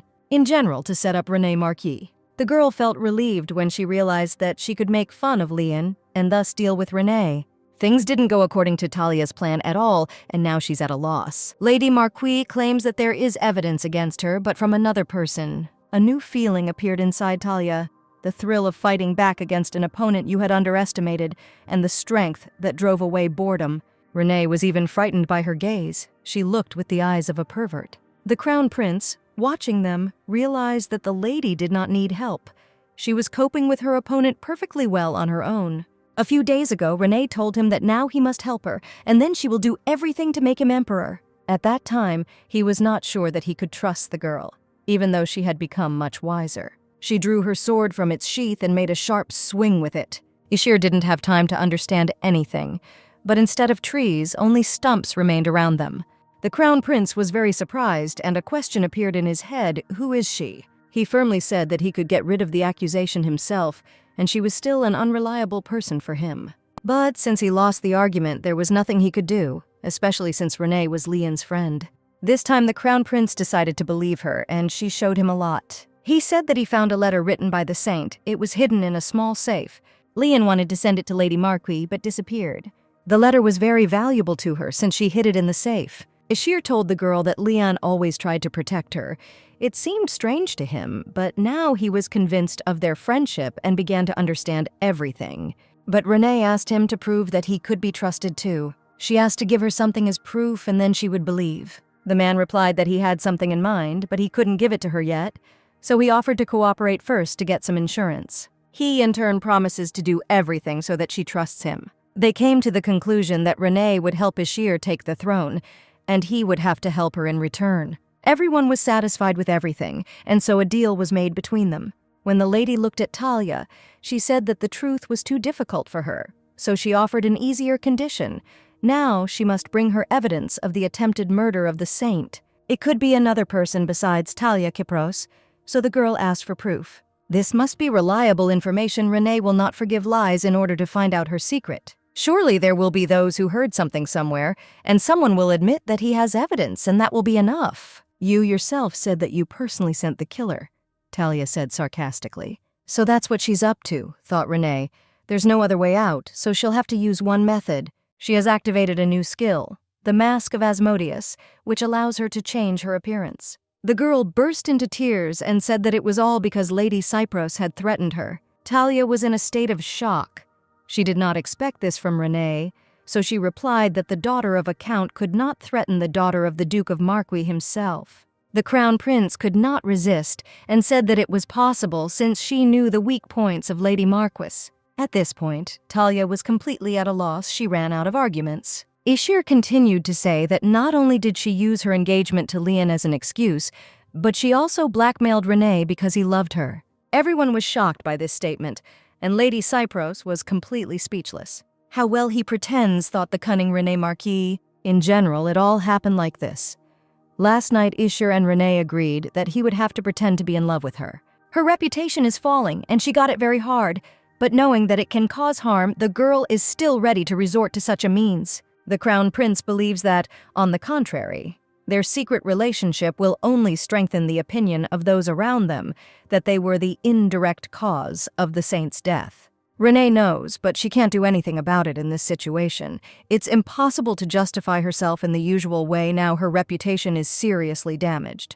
For aristocrats, for whom strength is the highest virtue, it would be more effective to earn the highest level of swordmaster. So it would be better to find a different approach to people concerned about Leon's disappearance, such as finding a new villain. Ishir agrees with this opinion, but involving third parties in the scandal can be very risky. He believes that it is not worth inventing something that does not exist. The girl believes that it would be risky if she were the only one with feelings for him. But there are already rumors about them because of the note, which talks about an arranged marriage. The Crown Prince fell silent. He thought maybe this idea wasn't so bad. After all, if you use false rumors, they can be an effective weapon. Once their immoral relationship becomes true, the rumors about Talia will also become true. So they agreed to play a couple in love. Even though Renee was disgusted, it was better than doing nothing. But Talia insists that it was the other way around. As far as she knows, only Leon had feelings for him. Ishir says that it was like that before the engagement. He was too busy with business, so he did not recognize true love, and his choice seemed right to him. He allegedly realized his feelings only when he found himself next to another woman, but the Crown Prince said that he had missed the moment. Renee's feelings had become distant from him. She was trying to maintain Leon's trust, and they had to suffer in silence, loving each other. They prepared very well and played the role of a couple in love perfectly. The man claims that Renee is not guilty of anything. He is the only one who did not remain faithful. Ishir would be a good actor. Not everyone can play so convincingly. All this time, Sidon was watching this show. Then the Crown Prince continued completely off script. He said that he could not wait any longer. Renee tensed up. He suddenly took her hand. She didn't even have time to think about anything. Ishir put a ring on her finger, and the girl's heart sank. This is all not going according to plan. He asked to give him another chance, and surprisingly, Renee immediately agreed. Now the additional task called We Are in the Same Boat is completed. She has received evidence of Ishir von Ramdish's trust. Night had finally come. This evening seemed endless to Renee. But now everyone had gone away and she could be alone. The girl drank some wine and relaxed, although one question still bothered her. Everything went well. Why did the Crown Prince propose to her then? He fell out of the plan. The Queen of Healing Waves suspects that Ishir has fallen in love with Renee, and the evil Lord of Blood shouted that he is against this relationship. The Lord of Temptation did not suspect that there is someone worse than Sidon. The main task of adaptation is now completed. The girl's reputation has increased. It seemed to her that she would never reach this level. She received the first chapter of the book. The hunter from the rank becomes an evil duchess. In any case, you will be able to learn something from this book, because all this was precisely conceived for its sake. After some time, Sidin approached the girl and said that he had some questions for her. She is not in the mood to talk right now, but she hopes that the conversation will not drag on for long, so she suggested that they sit down. The guy asked why she didn't tell him anything, because on the day she took him as a student, he said that he was ready to do a lot for her. It was he who found out what tricks Lady Cyprus was up to, and if Renee had told the public about it, she would not have had to ask the prince for help. That is what Sidon believes. But since Renee took such a step, the guy decided to find out the reason. The lady replied that people would hardly believe it if it were made public, so in this situation, it was simply necessary to put on a show. "I'd rather decide everything myself than wait for you to do it for me," Renee said. The evidence that Sidon found will become the means by which people will judge whether they are being told the truth or lied to. The girl asked him not to be upset because she was his teacher and had to decide everything herself. That's why she took such a step with the prince. For some reason, Renee started making excuses. She said that there was no real love between her and Ishir. It was just beneficial for both of them. She herself did not expect that the prince would make a confession after all. They had agreed to simply say that they had feelings for each other.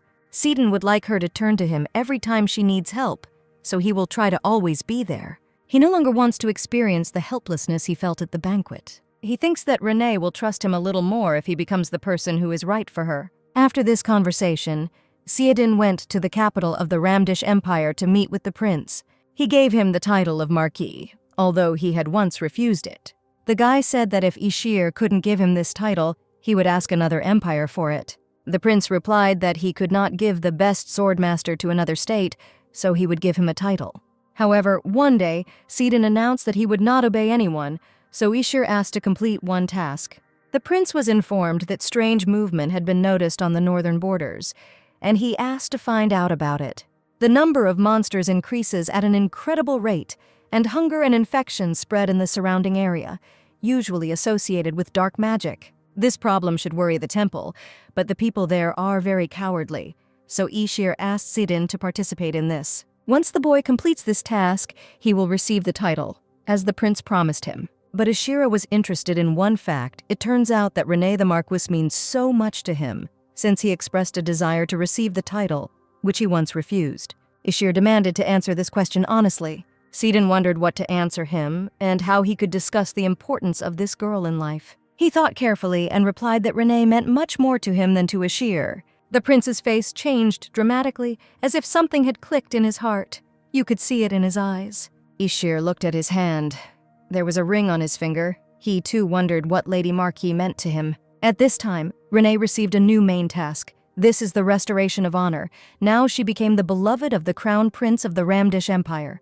However, he still doubts her. She should restore her honor and protect Ishir. After completing this task, she will receive the second chapter of the book. René realized that she would only be able to complete all the chapters when she agreed to a relationship with a lover whom she had never counted on in this life. Immediately, they attacked her with advice. The Queen of the Waves is not against all this, but the evil Lord of the Blood began to shout at her to break off the engagement. He is angry. René was very angry with them because she hadn't decided anything yet. The girl blocked this chat because she was doing these tasks without a break and therefore was very tired. Almost everything she read in the book, chapters she either knew or had experienced herself. In reality, Leon and Ishir were not truly in love, but Leon and René were friends. The girl turned out to be not a villain, but rather a victim. There was also something unexpected in this chapter, namely that Leon Caras and René Marquise are both the main characters of this novel, and also the appearance of Alvilda in the body of René Marquis. The girl found herself in the book's content, but she doesn't understand why her character appeared in this world.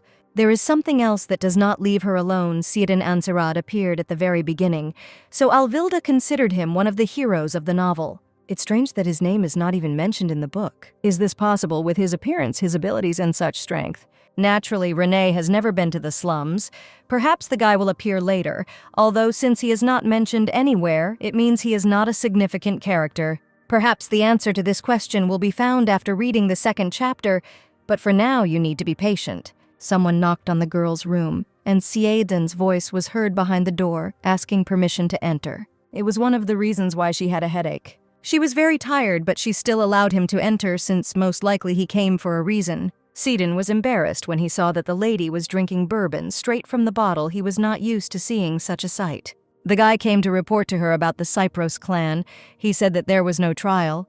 People from the temple intervened. All because Thalia Kipros tried to kill the saint. Alvilda was angry. They left the saint alone at a dangerous moment, and now they came and demanded something. It turned out that this was the saint's request. She said that no punishment was needed, and that she was fine, so they told Sidon. Alvilda realized that if Leon had asked to punish the criminal, René would have been imprisoned. But since the girls were friends, this did not happen. The temple ministers were very cunning. They were able to gain an advantage for themselves by intervening in this matter and canceling the trial. Now they could condemn Count and Countess Cypros, who were the main followers of the princess, while the temple itself supported the prince. At the same time, they sent Thalia to a monastery under the pretext of her young age, thereby presenting themselves as magnanimous and merciful. They told everyone that they kept the assassination attempt on the saint a secret, at the request of the saint herself. Be that as it may, Alvilda considers them wolves in sheep's clothing, so she does not like those who worship the gods. Sidon said the temple did what it did, but they didn't even apologize to her. The girl believes that the apology should be made not to her, but to the real René. The guy said that he wouldn't be able to come to her for a while because he had a lot to do. He also said that there was nothing special about it. It was just that strange phenomena were happening at the borders, and he needed to go there to check. Traces of dark magic that sometimes appear, but this time there is something different. There are witnesses who saw the image of the tower, but the guy believes that there is no need to worry. In the northern lands, people often see hallucinations. But Alvilda was still alarmed by this news, and she asked to describe that tower. He replied that he had only heard that it was a black, tall tower, so tall that its top was not visible. The girl screamed that she needed to go there too.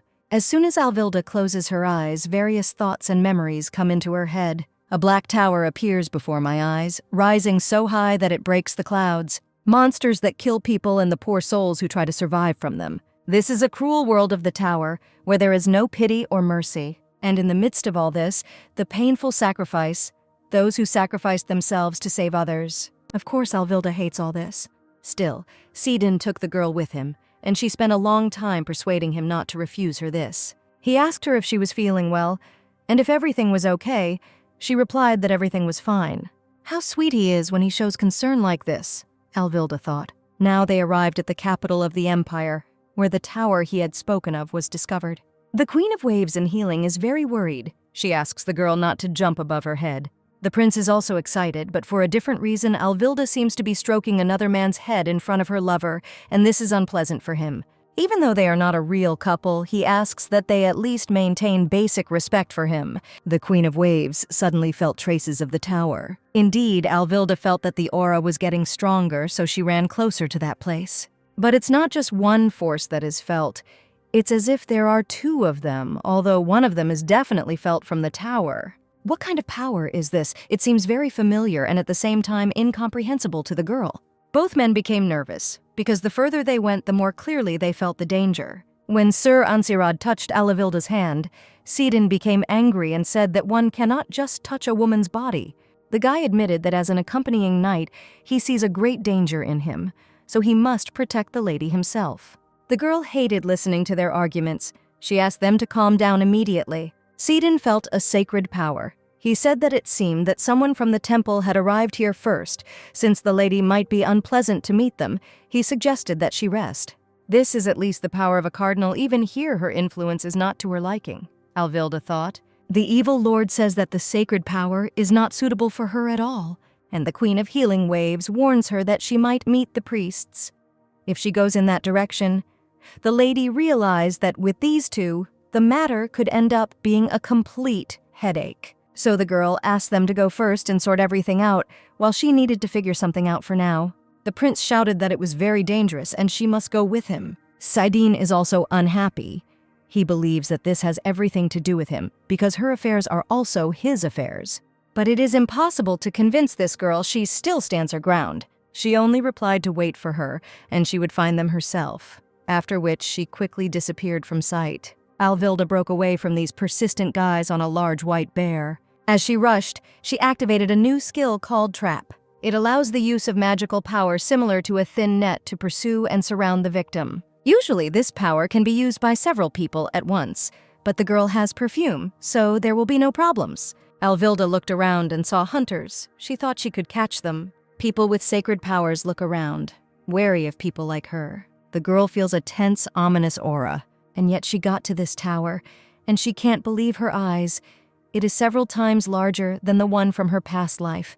The evil bloodlord says that the sense of danger is different from before. Then came a notification that an additional task had been found and she could view it. Alvilda doesn't understand why she's being asked about this, because she'll do it anyway. Her additional task turned out to be reconnaissance, since a tower appeared, an eternal and unsolved world that should not be here. This tower is different from the one in her memories. She is offered to go inside and find out what is the difference between them. The condition is to clear the 3rd floor of the tower. The evil ruler expresses joy, and the Queen of the Waves looks contemptuously with anticipation. Constellations, they are omnipotent deities or beings superior to human abilities. In order to tell everyone about themselves, they endow the people with whom they make a contract with their power, or they watch how they achieve what they want. At first, the constellations of Alvilda were like that, but now they have become her VIP clients. The anonymous constellation A has been locked up for 5 years. He wants to be summoned so that he can at least see the light. And the anonymous constellation B is also worried about Renee. She will not allow a single drop of her blood to be spilled. Unfortunately, the anonymous constellation C did not come, as it is busy compiling a to-do list in case of a call, so the chair is empty. In the past, long ago, the constellations could help indirectly, but now there was an opportunity to be reborn, and of course this drove them all crazy.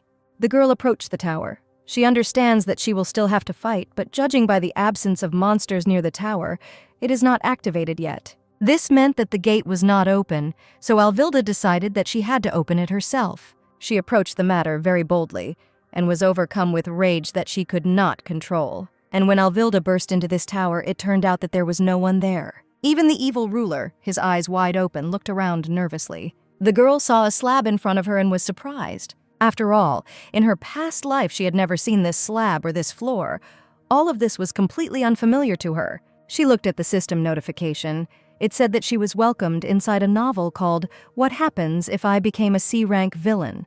There was a problem with the messaging system, so they were forced to resort to this method of notification, and they also apologized to her. Alvilda was very surprised that they could send notifications. She lifted one of the slabs and began to read the inscriptions. For several hundred years, there has been no blocked appeal. This system sent her a notification to the tower. The girl is surprised that the system can compose messages, but what is even more surprising to her is that there are two slabs. There was an unexpected bug in the system, so there was an error with the reward for Alvilda.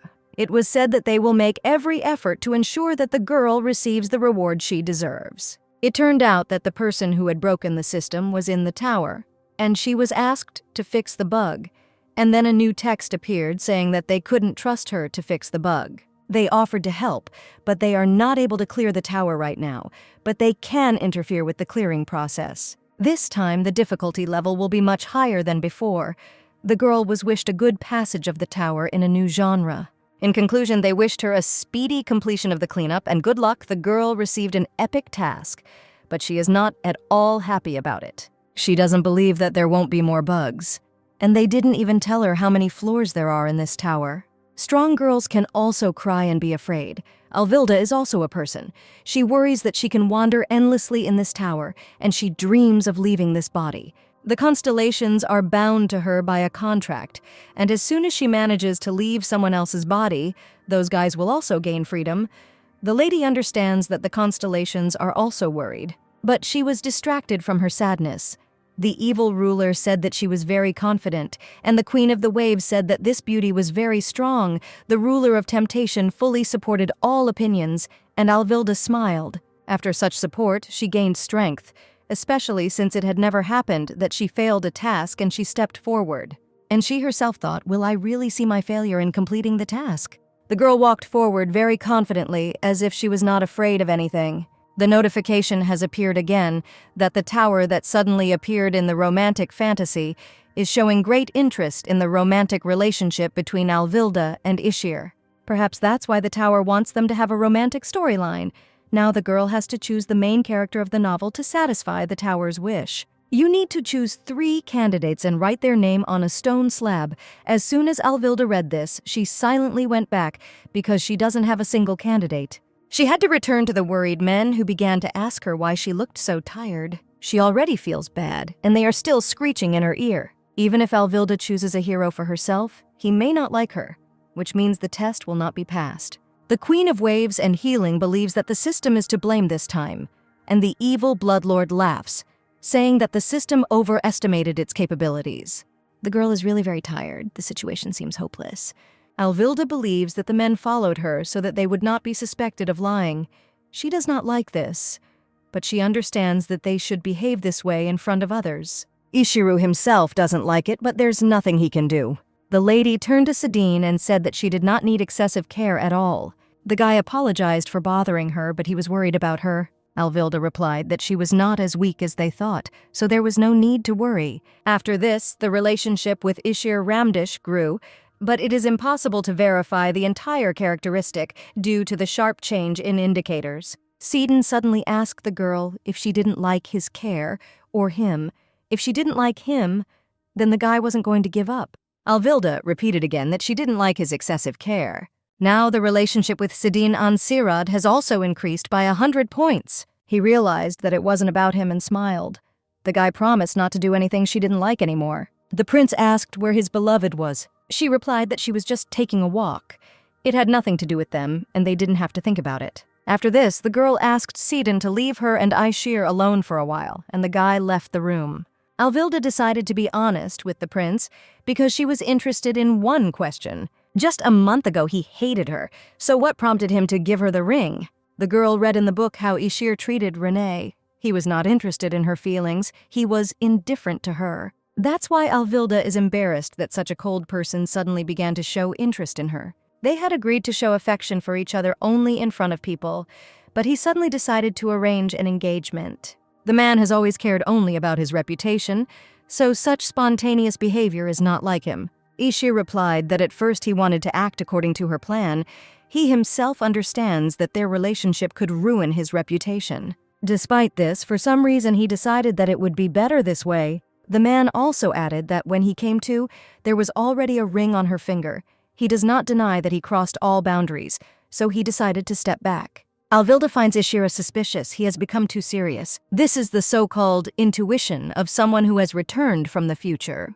But the man is not like his former self. The prince said that he would be the first to return to the capital. He was not supposed to be here in the first place. He turned around and started to walk away. All this time he treated Renee coldly because she could not help him with the succession to the throne. It was the same on that unfortunate day when Leon's initiation took place. Everything was terrible then, but the man had to attend the banquet. He had no choice but to end the banquet as soon as possible. The prince heard Renee Marquis screaming that it was she who had sent the killer to the saint and that others might also come to grief. The lady threatened Leon Caris that she would remove her nasty mask of hypocrisy. Ishir watched all this and did not understand why Leon could not shut her up.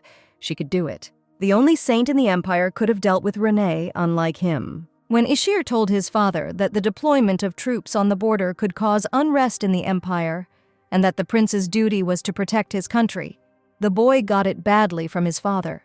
The father didn't listen to him. He just called the guy a talentless person. The prince grabbed Renee by the hand and pulled her along. He was tired of her doing stupid things because of her feelings, and he was also tired of Leon, who could not answer her. The man couldn't take it anymore and threw Renee to the side with all his might. He was disgusted with everything. But among all of this, the most disgusting thing was Renee, who humiliated herself by kneeling before him while no one was looking. The girl considered herself far from perfect, and she understood that she often made mistakes, but she had no one else to rely on. The prince realized that Leon simply felt sorry for Renee, so she couldn't say a word to her. In the same way the saint pitied Ishira, it was not Leon who resembled him, but Renee. The man believes that Renee shouldn't have pretended to be strong if she could be broken so easily. Her collapse was what awaited him in the near future, so the guy did not want to see her in front of him. He looked at the girl and repeated that he did not intend to give her either his feelings or a single chance. Alvilda finally decided to rest. Sidon was next to her and looked at her thoughtfully. The guy said he would like to call her just by her first name. The girl replied that she was not at all against it. He could do it, and she would not stop him. She decided that it would be better to tell him everything so that he would get used to her faster. Alvilda admitted that from the very beginning she refused to be his teacher because it was difficult for her to start any kind of relationship with anyone. But she still accepted him because she liked him as a person. Even though the girl is afraid of those who try to get closer to her, it really bothers her. In her past life, she learned that you can't get attached to people. You never know when a person will die and when your paths will diverge forever. If you get attached to a person, you can suffer, but she managed to get attached to those who were nearby. Despite the fact that Alvilda tried to push them away and keep her distance, people took the first step towards her, but in the end they died. Everyone who surrounded her and then left the world brought pain and finally destroyed her. These thoughts are deeply rooted in the girl's heart, and she won't be able to get rid of them even if she returns to her world. The closer people become to each other, the more they begin to doubt their decisions. Alvilda has experienced this more than once. She explained that this is exactly why she wants to remain herself. Sidon quietly replied, "I understand you, Renee," and her heart sank. For the first time in all this time, Alvilda heard her name from his lips. The guy swore that no matter what, he would still follow her everywhere for as long as it took. He will be there until she gets tired of it because he is an obedient student. The girl smiled. She couldn't understand whether he was a sly fox or a little puppy. In different lives, she met different people, but she sees a person like Sidin for the first time. They met recently, but he is so devoted to her. In her past life, Alvilda also had a student, but this guy is somehow special. But still, she was more comfortable alone. She thinks that he should have stayed in the form he was in. The girl does not want to remember those feelings that she tried to forget for a long time. Soon, Alvilda received a notification that the task of the devoted student was completed. Now she has to choose between a relationship with Sidine, maintaining a teacher-student relationship, or choosing a romantic relationship. The girl thought about it and decided to stay as a teacher for the guy. She will still have to return to her world. Relationships here will not lead to anything good. The evil bloodlord advises to sort out the candidates for the role of the main male character. In first place is, of course, Sidine. In second place is Ishir, but she still needs to choose a third. The Lord of Temptation raised his hand, saying that he knew an excellent candidate, hinting at himself. He protests and asks if they, too, would like to become free as soon as possible. The Queen of Waves and Healing became angry and advised not to listen to this demon. Since there were no other options, Alvilda accepted the offer of the Lord of Temptations. All that remains is to inscribe their names on the stone slab. As a reward for completing the task, she received the opening of the second floor of the tower. Alvilda didn't like the new assignment. Since the girl has chosen the candidates, it is time to start a romantic relationship with them. But first, you need to look at your feelings. Her sympathy towards the main character should exceed the mark of 100 points. The evil Lord of Blood tries to calm Alvilda down. The Queen of Waves and Healing closes the sympathy check window from her, and the Lord of Temptation asks her to think again and only then do something. The girl has never had a relationship. That's the whole problem. She decided that she really should think carefully. There was nothing wrong with making balanced decisions. First, you need to return to the capital. If she has confidence during a personal meeting, then she will check the level of sympathy. Everyone is worried about what will happen to Renee. Sidon said that he had some business to attend to and that he would be heading to the capital after Alvilda. It seems like these are really important matters, judging by the expression on his face that just begs to go with her. The guy confirmed that this is an important matter, especially since the priests haven't found anything yet. It's not surprising, because the girl cast a spell on the tower.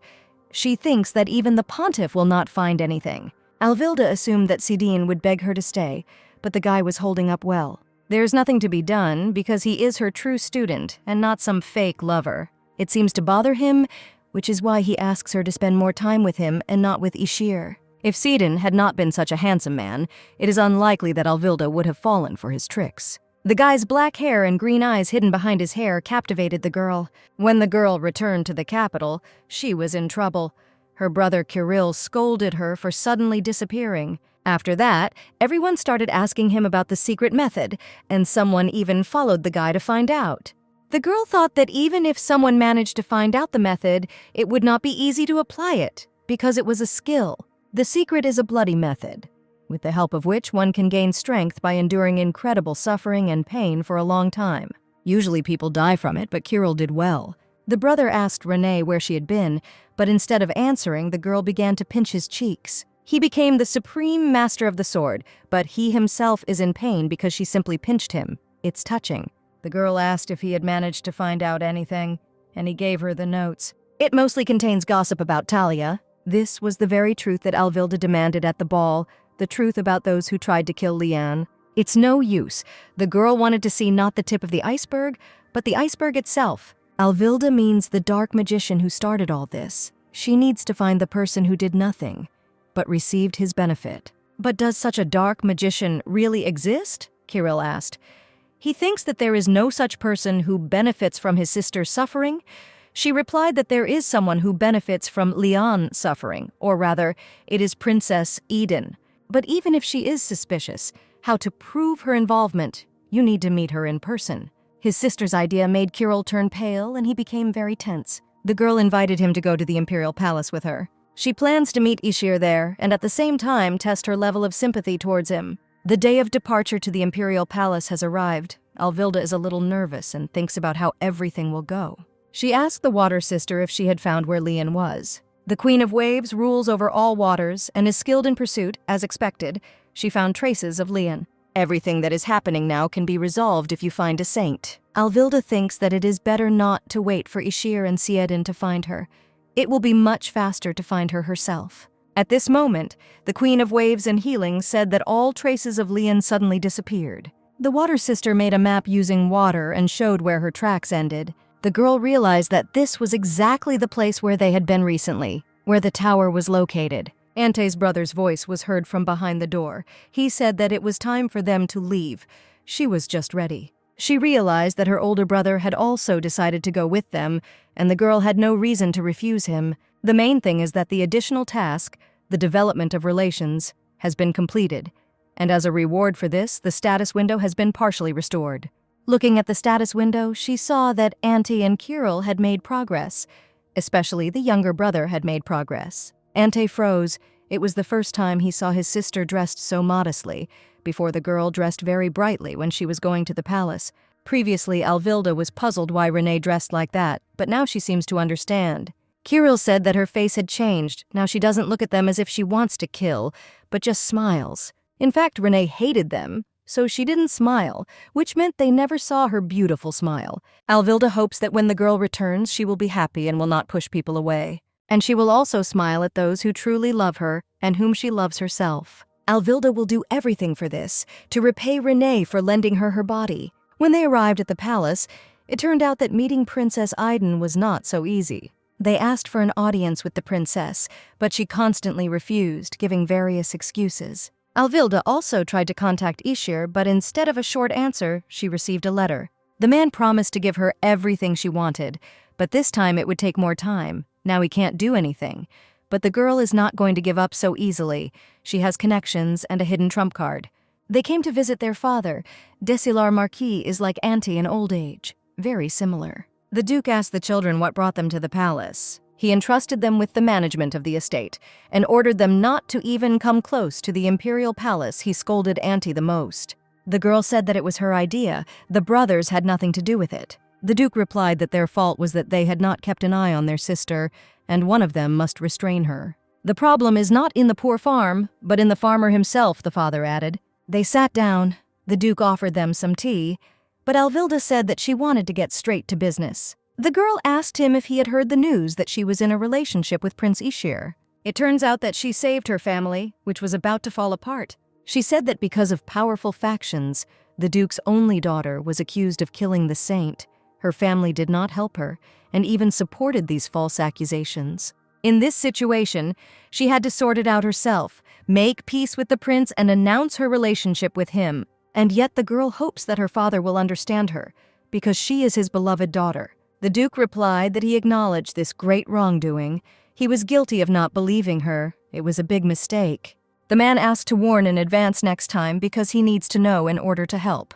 The daughter promised that she would do so, as if she had already planned something. The girl decided that she needed to move on to asking for a meeting with Princess Eden. Even though the daughter was rude to her father, he said that he was still proud of her, and his sons were very surprised. He was worried about her because she couldn't even hold a sword when rumors about her started spreading in high society, but now he realized that she was doing well. Her father considers her much better than those who received family support, but he himself was never able to become a sword master.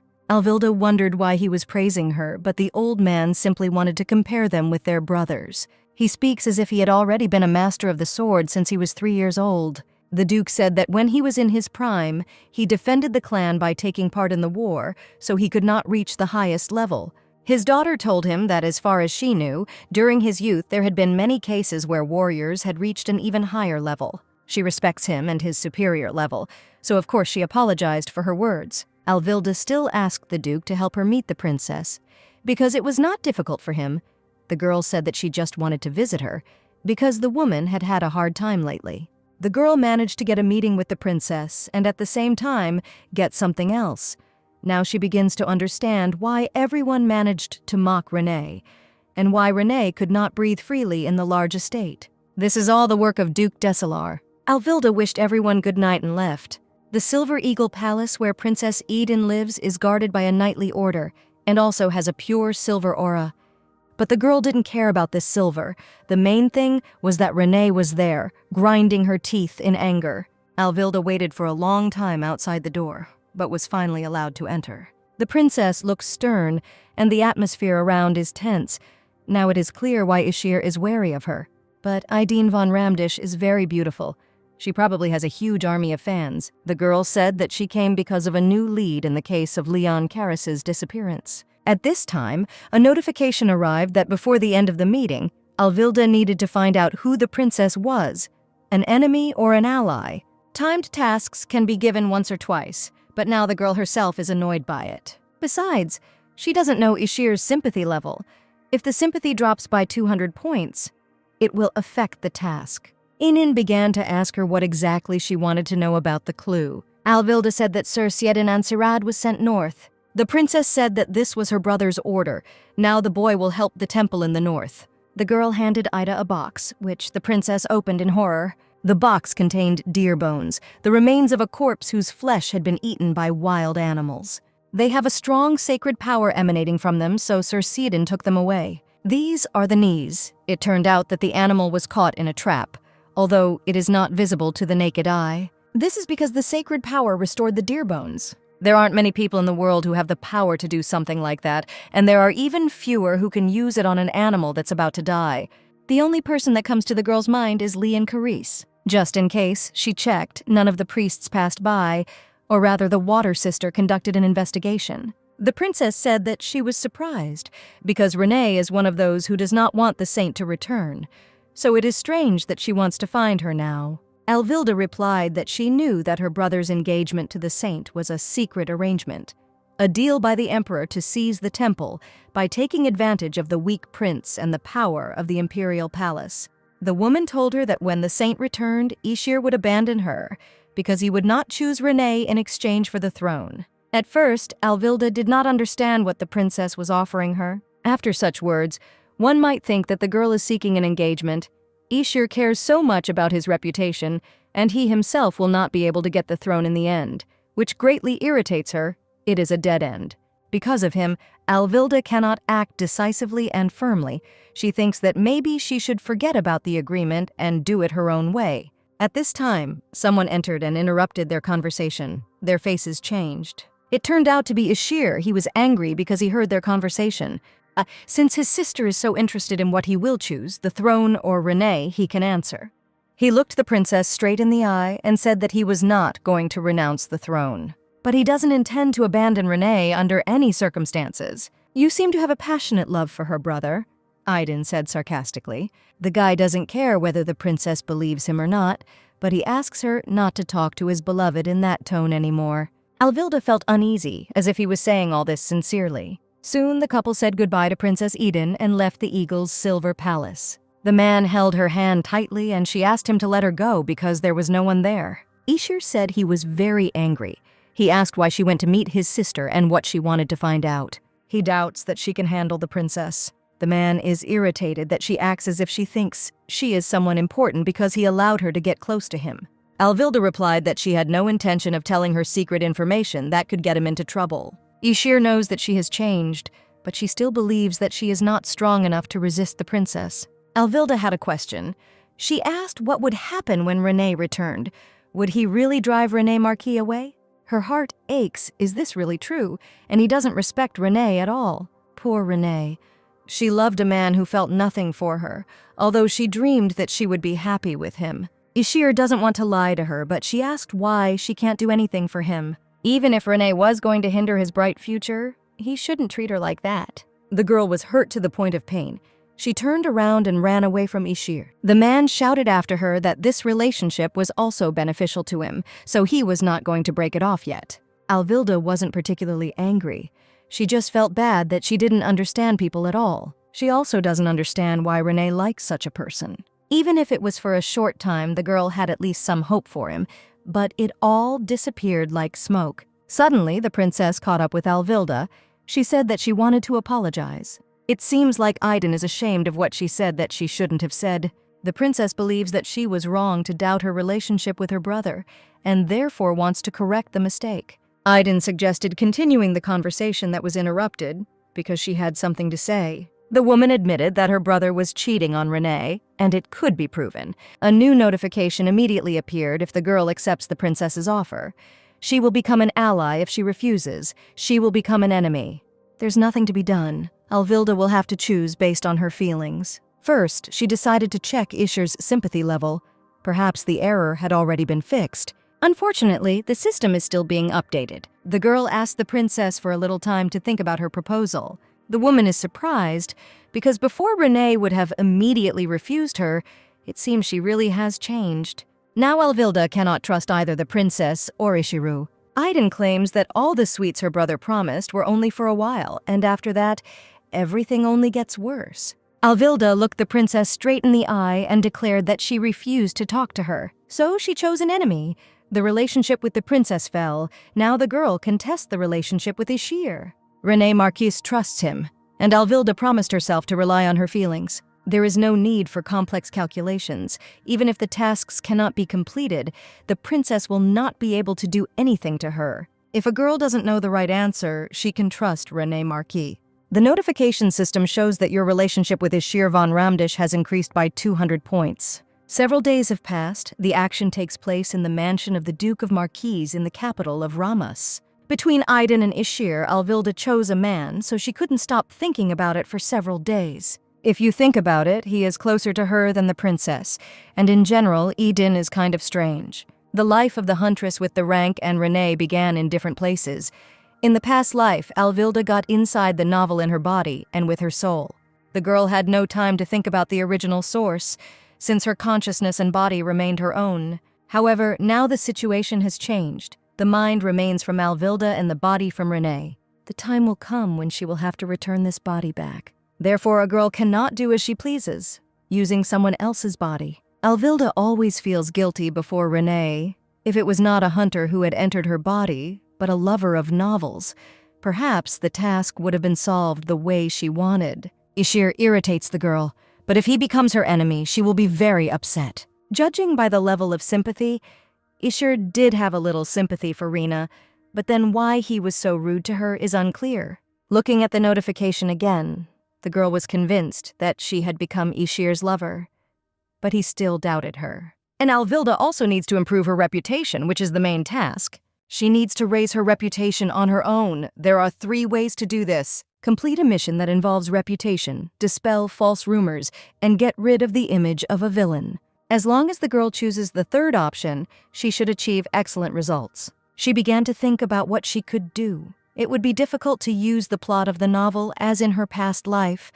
All the major events repeated themselves after her reincarnation. First, Leon's disappearance. Second, the suicide note that made the prince and Renee suspects. Third, Renee's denial of his guilt. But there is a big difference, according to the plot.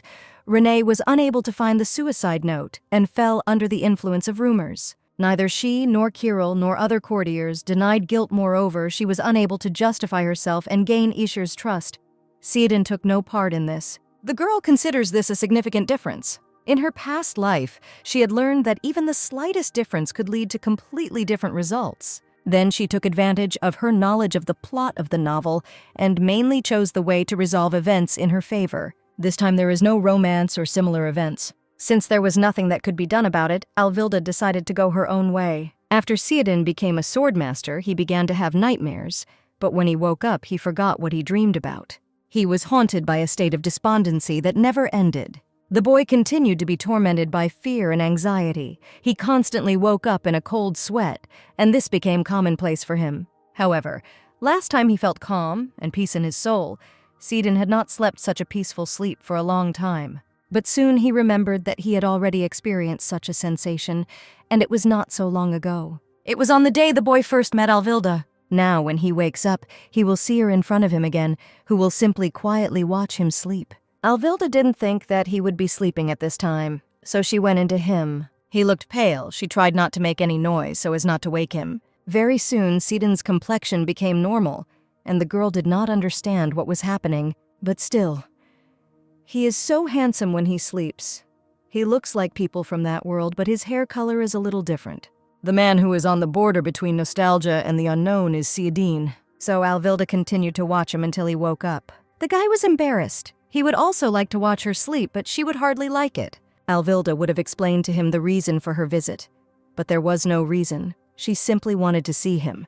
The girl asked what would happen if everyone found out that she was a swordmaster. Seiden replied that most likely no one would believe her, because Renee Marquis was considered a disgrace to the family, because she couldn't even hold a sword in her hands. Alvilda decided that she would soon be able to show everyone her abilities. She was stressed by the imperial family's attitude towards her. The guy is sure that if everyone finds out that she is a dream master, then no one will be able to look down on her anymore. When this happens, the girl will have a lot of things to do, and she will not be able to see Sidon often. She understands this perfectly well. One day, Alvilda gave up on the idea of climbing to the top of the tower around her 30th return. A question arose in her head whether she should return home at all at that moment. The girl lost the desire to live and wanted to give up everything. The system offered her to save everyone. If she cleared the tower, she would return to her world, and the people in this world would be happy without her. Then the girl thought, maybe it's worth trying again. It was a tempting offer from the demon who was trying to lure Alvilda. She accepted the offer and found new hope.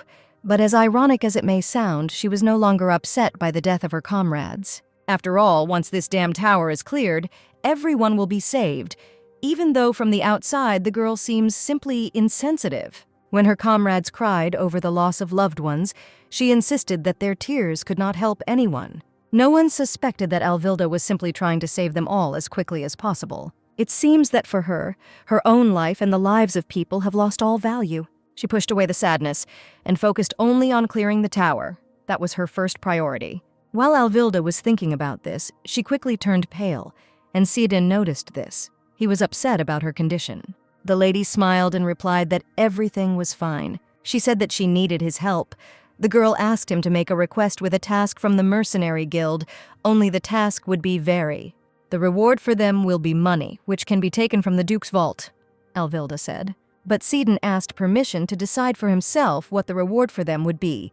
It seems he has a lot of money himself. The lady asked Ishir why he went north. Was it because of the title of Marquis? Before, she thought he didn't think about it, but now she noticed that he had changed. The guy replied that this was all because he was irritated by the prince who was constantly hanging around her. It worried him a lot. But besides this, there is another reason that he wants to tell her. He decided to share the story of his life before meeting her. The boy was an orphan abandoned on the battlefield, and in order to survive, he took up a sword. And for the sake of a better weapon and for the safety of his refuge, Sidon decided to become a mercenary. The boy later founded a guild together with other mercenaries and merchants who suffered because of the war. In peacetime, the mercenaries had nowhere to go, and he hired them as agents, thanks to which he managed to earn a lot of money. Sidon set goals for himself and achieved them, and soon he realized that he had achieved a lot. The title was obligatory for him, since he did not like the restrictions that the aristocrats placed on his guild, but he did not attach much importance to them. Everything turned out to be in vain when he thinks about it. He realizes that he has lived without a purpose for a long time. The guy didn't trust anyone. He just wandered around like a vagabond, and he himself didn't understand why he had achieved all this. And suddenly one day, Sidon got tired of everything, so he gave up the title. He understands that this surprised many people. Among them, there were those who tried to find out his intentions. At such moments, the guy lost interest. He made up all sorts of excuses because he was disgusted by these aristocrats. That's how miserable his life was. Alvilda said she didn't think his life was miserable, although it was a problem when you were floating along with the flow, without a goal or direction, something she knew firsthand. Sidon felt relief. This emptiness in his soul came to an end when he met her. The gear that was not working suddenly began to spin. Now the guy is not afraid to lose everything he has for her. He even enjoys it. He told Alvilda that she could take even the last thing from him, and he would not resist her. She could use him as much as she needed and not be shy. He didn't need more. One day, rumors began to spread throughout the capital that a cruel dragon had appeared, and these rumors took root and spread into the hearts of many people. People started saying that some psycho decided to look at him and woke him up. At first, these conversations were nothing more than rumors, but over time, they sank into people's hearts. Soon the rumors spread so far that they could not be stopped. Everyone was afraid that he would reach the Empire. It was as if a spark had fallen on a dry field. A new recruitment has been announced for the Shira Guild. Assassins must be ready to deal with the Dragon of Halan and bring peace to the Empire.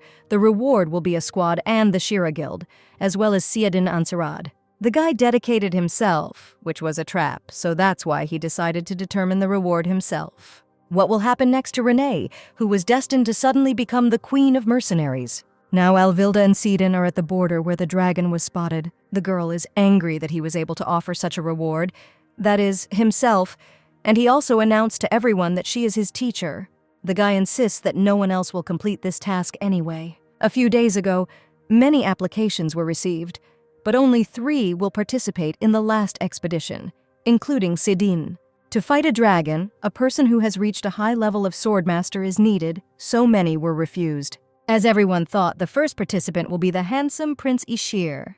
And the second, of course, is Sidon's favorite teacher, the excellent Alvilda. The rejected candidates were very surprised that the king of mercenaries himself had a teacher.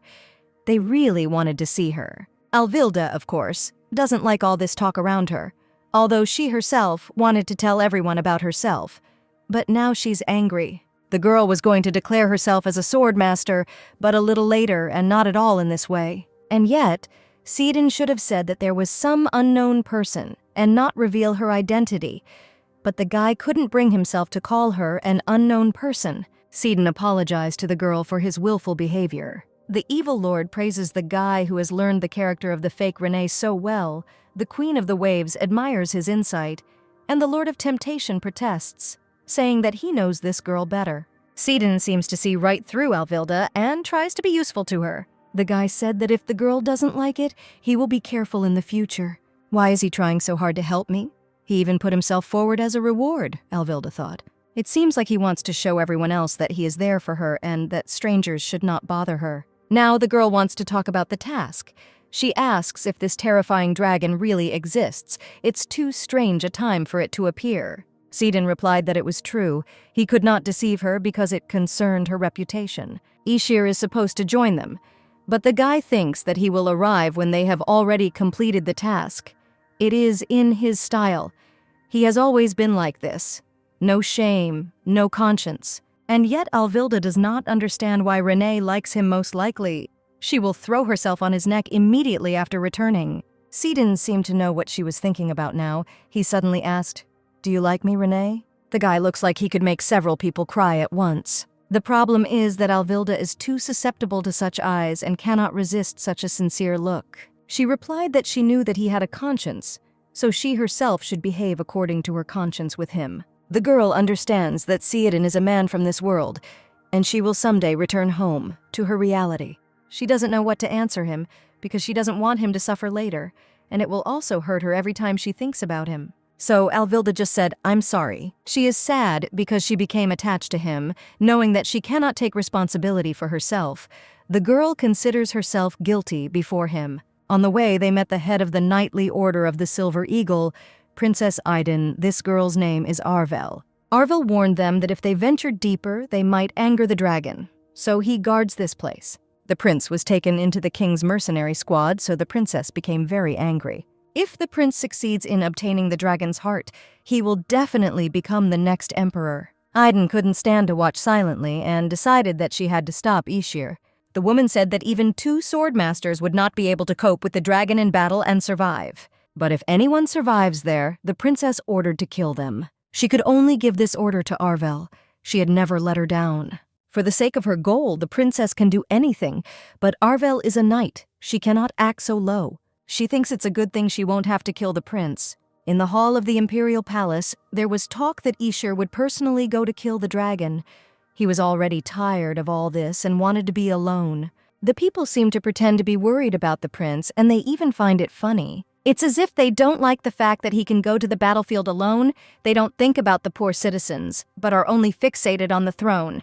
The guy knows that all contact with the head of the Order of the Silver Eagle has been severed. The princess replied that asking about the whereabouts of her knight was an abuse of power. Aiden told her brother that he had to go to a dangerous place for the sake of the empire. Emperor Ashtar von Ramdish could not stand it any longer and ordered everyone to be silent. The man asked Ishiru where he found this fool, Renee. He thinks that she is much more of a problem than Eden. He lost the saint and brought some girl in her place. Ishir stood up for the girl. He objected that she was not the kind of person to be spoken about in such a way. The emperor did not like the behavior of his son, who, in his opinion, was behaving arrogantly, as if he was already going to take his place. Father set conditions if Ishir wants to take the throne so badly, he must prove that Renee is useful. Otherwise, the throne will be taken by his sister Edin, who doesn't even know how to hold a sword in her hands. Meanwhile, Arvel interrogates Sidin and Alvilda about who they are and where they came from. When Alvilda revealed her face, the girl was surprised and her expression changed. She couldn't believe her eyes. It was René Marquis. Alvilda said that they came to save her skin from the dragon and advised her to put away the sword. The Queen of Waves and Healing informed the girl that the fiery aura was watching them. Alvilda wondered who could have attracted Hallin's attention, but it turned out to be some incompetent henchman of Idun, the head of the Knightly Order. Despite the fact that Arvel is on the border and not on the territory itself, the girl scolded her like a schoolgirl. The dragon is very dangerous after all. She seems to understand everything, but she cannot disobey Princess Edin. In this world, most knights are distinguished by their loyalty, and Alvilda has one of the same kind next to her. The girl told Arvel that she was lucky because she met them and not a dragon. The skill Baruna's sword has been activated. This is a summoning skill, a sword that was created by the Queen of Waves and Healing with the power of water. It does not break if there is water nearby. In case of destruction, it can be restored. However, this requires a level of bloody skills. Arvel is impressed because René is the only one of the Marquis family who does not have magical abilities. It was time to deal with this dragon, who seemed to have kindly come out to greet her. It had been a long time since she had smelled the scent of a beast and unwavering malice. A system alert appeared, saying that she had met the constellation of the fire of joy and despair. Her level was increasing. Why isn't Sidin in the book? He seems to exist, but he doesn't. Suddenly, this evil dragon spoke. He insisted that all this was necessary for the world balance. She should not interfere, because she was not from this world. After these words, he was filled with the desire to kill everyone and tried to attack. Sidin felt fury and rushed towards him, wanting to plunge his sword straight into his neck. The guy felt like he was falling into an abyss. His head was spinning. The knight tried to save everyone, but now for some reason he can't even move. He's exhausted. The guy had already decided that it was all over, that what was happening was like a curse. But Alvilda activated the skill, Curtain of Morning Waves. Dragon Hallin asked the stranger again why she was protecting this guy, feeling nothing for him. The girl asked Sidin to stay inside the protective barrier. She promised to deal with the monster and return. She looked at Hallin's characteristics. They were quite high, and the system also indicated that this was the previous fragment of the constellation. It turns out that even if he becomes a constellation in the future, his powers are still not at that level now. If it wasn't the tower's master who had tormented her the most, it was entirely possible to defeat him. Hallin recognized her. He admitted that he wanted to see who dared to wake him up and immediately remembered who she was. More precisely, it was her follower who woke him up, which means she went against fate. Be that as it may, he asks the stranger to leave this world. He also said that this world is not strong enough to withstand her presence. She can destroy the balance. The girl screamed that it was not her desire to come here, and she herself wanted to go back as soon as possible. The dragon Halan was already going to hibernate, but because of her he will not be able to fall asleep now. He will be able to do this when Alvilda is not in this world.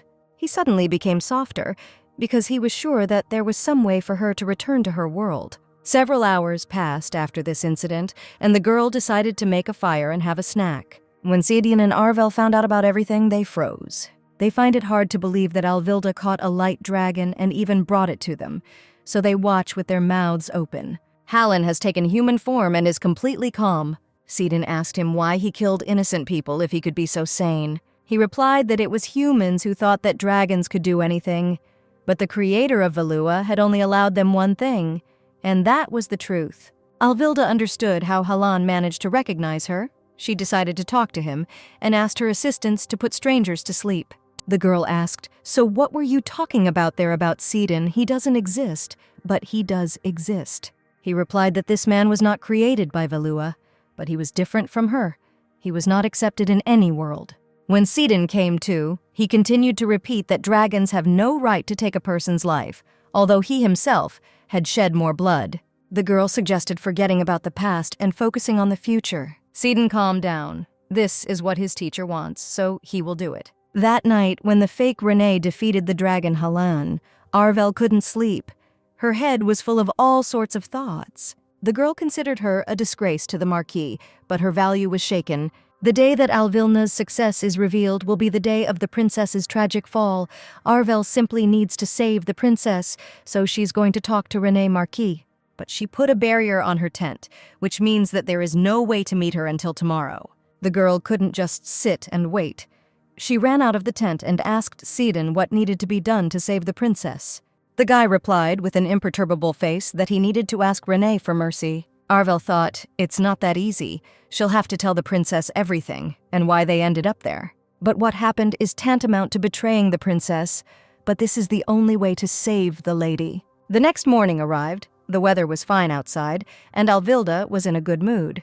The girl looks well rested, but Hallen doesn't understand how she could fall asleep after what happened yesterday. He asked what her plans were and almost let it slip by asking what she would do when she returned to her world. But Alvilda activated the trembling sound skill in time, and he fell silent. Using magic, he asked her what she was afraid of. She had difficulty answering.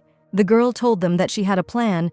Since she was here, she had to take the body of the dragon Hallen with her. A few days later, in the capital of the Ramdish Empire, the Lamaze Triumphal Arch, the people crowded to see the slain dragon, which everyone was so afraid of.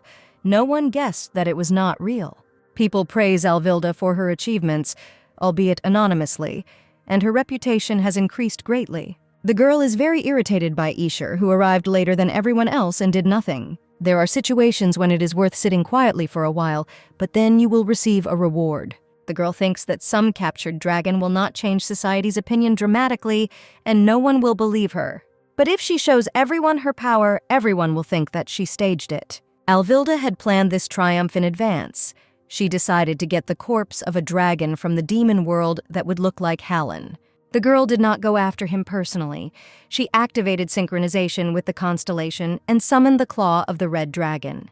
Hallen was surprised, because only high-level magicians can enter the dragon's grave. He doesn't know that the demon king himself is helping her. Alvilda said that she has some connections there. This is how the girl got the dragon's corpse. She will return it back after she uses it. The red dragon is probably some relative of Hallen, and showing him the dragon's corpse is an insult. But Alvilda gave him the claw of the red dragon. It would be better if he kept it, and this turned out to be a good gift for Hallen. Ante Marquis lived a perfect life without a single dark spot. He was born into the most noble family of the empire, one of the few who could boast of their military power. If we talk about his shortcomings, then it was his younger sister, René Marquis. She was neither particularly intelligent nor skilled in swordsmanship. She was the opposite of Ante. That's why the Duke Marquis raised her as a puppet who knew nothing. She has a beautiful face. That's why her father planned to marry her off to a nobleman, or a relative of the imperial family. Even when the girl wanted to study, nothing worked out. Her father insisted that studying only gave her a headache. The Duke considered only his eldest son to be positive and intelligent. At that time, Ante had no idea about anything and was jealous of René. He had to constantly train on the field, and at dawn listen to the lessons of the future heir of the family. It seemed to him that she received more love than he, who put in a lot of effort. The ball to celebrate the victory over the dragon continues, and Ante is in a bad mood. The guy doesn't understand why the prince fell in love with such a villain. He dares to speak unflatteringly about her. It seems he is a daredevil. Ante also noticed that Sir Anserad was behaving strangely, following René like a little puppet, as if he had fallen in love. People whisper whether she is so charming that she managed to seduce two of the most famous men in the empire at once. By chance, the Duke overheard a conversation between two girls who were talking about exactly this. The man quickly put them in their place. He said that René did not deserve to be discussed by some viscount's daughter. Even though she sometimes behaves inappropriately and sometimes uses foul language, she does not deserve to be spoken about like that. This was his last warning. If they continued to spread gossip, they would not be able to appear in high society. Alvilda heard this conversation. She just went out onto the balcony. She believes that Ante has become much better than before, although he still sometimes calls her stupid. She came out into the hall and eclipsed everyone with her beauty. Kirill approached her. The guy was not in the mood. He asked where she had been all this time, why she left a note and disappeared. If she disappeared like that again, he would have to deal with the consequences.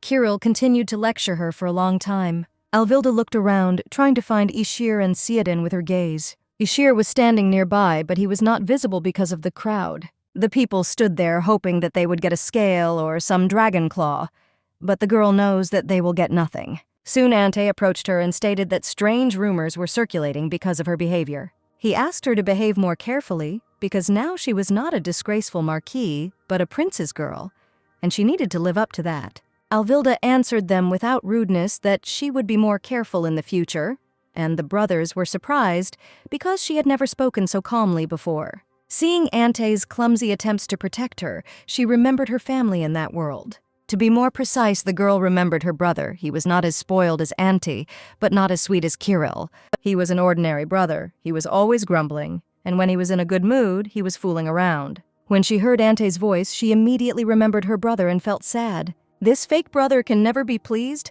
even when she tries to speak nicely. She wants to push this whole crowd of hypocritical people aside by force and run away. But if she does, it will be a real disaster. While Alvilda was making her way through the crowd, she almost fell. The Queen of the Waves was ready to call a wave and wash everyone away. The evil Lord was ready to kill everyone, and the Lord of Temptation was ready to start a fire. Sidon and Ishir began to approach her, thinking that she was in danger of falling. Usually, the poor heroine is saved by the main character, holding her in his arms. Therefore, the system offers the girl to choose the main character in 3 seconds. Fortunately, the skill, Heightened Senses, was activated. Now it seems to Alvilda that time is flowing slowly. She had time to think carefully and asked the constellations to help her with her choice. The evil blood lord says it must be Ishir von Ramdish. The Queen of Waves and Healing, of course, advises Sidon Ramdish because he definitely has feelings for her. The Master of Temptation suggests to hold out alone. It looks like jealousy. It's time for Alvilda to make a choice. There's no time left, and she's made up her mind. Her choice was Ishir von Ramdish. She took such a step for the sake of Renee. She immediately thought of Sidon, and inside she even apologized to him, saying that she would not feel at peace if she chose him, and thus he and Renee would lose all reputation. And it would have been more correct to make a rational choice, as always. Alvilda and Ishir danced sweetly and giggled. But then her sweet smile was taken off her face by Sidon, whom she saw not far from her. The heroine began to think about his expression, and he looked straight into her eyes, as if there was no one around except her. She felt completely awkward and thought he was a complete fool, just for looking at her. After a moment, she began to feel as if she was starting to seem strange too, so she shifted her attention to Ishir and asked how things were going. He asked not to worry, and said that everything was going according to plan, and the biggest contribution to the destruction of the dragon was Sidon's teacher, and he plans to announce that he is not interested in worldly fame, so he does not intend to tell people about himself. Alvilda answered him that it was a pretty good idea, to which Ishir replied that she herself wanted it. The heroes took a step forward across the hall, and Ishir asked if she wanted to continue their dance, which was interrupted for a short pause, which wildly infuriated Alvilda. Did he really think that she was one of those who liked to dance? To which he replied that he wasn't dancing because he wanted to, but that it seemed to him that all eyes were directed straight at them, which was what had aroused this very thought in him. She agreed, but only for one dance and no more. As he began to dance, Ishir told Alvilda that he needed to apologize to her, which caught her puzzled. Last time he told her not to get involved in the political struggle, but it was her intervention that played into his hands politically, although he could not help her in any way. So he began to apologize and thanked her for everything. In response to what he said, Alvilda had only one thought in her head, that he was not as shameless as he seemed, and of course she accepted his apology. Their dialogue continued, and Alvilda asked if they had any more important business. Ishir asked in bewilderment, "What?" To which he received the answer about searching for Lien. He said that there were no leads and asked why it bothered her so much, and why she wanted to find her so much. This question seemed like complete nonsense to the heroine, but she politely replied that the person was missing and it was unknown whether she was alive or not. How could she not look for her? The Renee he knew wouldn't have looked for her, and she had changed too suddenly, as if she herself had become a different person. A man who knew neither strategy nor politics suddenly finds himself dealing with matters that could turn the entire empire upside down. Moreover, she got the best and most reliable weapon in the form of Sidon. This outraged the heroine. Sidin is a person, not a weapon, and Ishir's behavior is also not like him. And in addition, she told him that people also change, but he did not agree because they do not do it so quickly. Surely its changes, on the contrary, should serve as a good condition for Ishir. Grabbing her tightly as they danced, leaning slightly towards her from behind, Ishir said that he didn't like her changes at all. Then, holding her close, he quietly whispered that he was ready to tolerate any of her behavior and much more. But he was very worried about the changes in her soul. Feeling a lot of tension, Alvilda began to think that Ishir was a real bastard after all. His hands squeezed her fragile body more and more tightly, and she already realized that all of Ishir's antics and statements were being made specifically in public by Sidin himself. Letting her go and bowing his head, Ishir said that there was no need to openly show his displeasure. It's his own fault, and now he wants her to agree with him in response. And taking him by the hand and twirling him around in a dance, Alvilda proudly accepted his words about her changes and added that yes, she had changed and become stronger and smarter. In addition, she added that she was not in love with Ishira at all, which clearly upset him. Releasing his hand, she ordered him to listen to her and keep something in mind. Ishir was about to leave and only turned around to hear her words clearly. But proud Alvilda, without even turning around, said that there was a limit to everything, including her outplaying. Stepping out into the fresh air, she thanked herself for keeping her temper in check. From such an unpleasant dialogue, and the constrained movements from Ishir's strong hands, she began to have a severe headache. But literally a moment later, she saw Síodin in front of her, who called out to her in a soft voice. Sitting down on a bench, Alvilda asked why he was outside, all alone and looking so miserable. If he was upset, he would have said, how could he afford this? And he should have answered exactly like that. These words seemed to freeze Renee for a moment. Síodin said he still seemed to have a lot to learn. He knows that she is hoping for a prince, dancing with him in front of everyone, for the sake of fulfilling her own plan, but Síodin cannot control his feelings. And then, after what he said, he lowered his head, began to apologize and asked to forget his words. But the heroine consoled him with just one phrase: she knows what he feels. No matter how you calculate everything with your mind, in the end, some part of your soul ruins everything. So she always suppressed her emotions. But everything in this world requires her to be emotional. It's a real risk, but sometimes it's worth going with your feelings to figure out the right answer. And if you think rationally, the probability of success will be higher. Here, at this very moment, she chose Síodin Ansarad, and it was as if this stupid and strong curiosity about him made a fool out of her. Turning to Síodin, her cheeks were so beautifully pink, and her gaze was so sincere.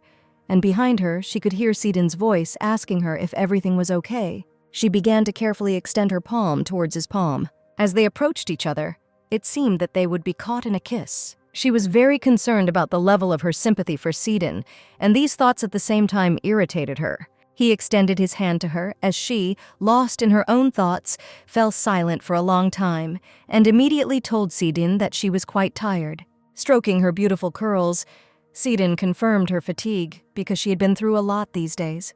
Touching her head, he realized that there was no fever and suggested that they go inside together. Renee interrupted his question with her own question of whether he liked anyone. His expression was very surprised by such an unexpected question straight to his face. Renee began to talk about what she needed to do to tell someone about her feelings, and in response, Síodin began to ask her why she suddenly started talking about it. A couple of minutes ago, her eyes were filled with genuine happiness, and there was a blush on her cheeks, but now her look was sad and unhappy, because the feeling of sympathy is too complicated, and over the past 200 years, she has never loved anyone.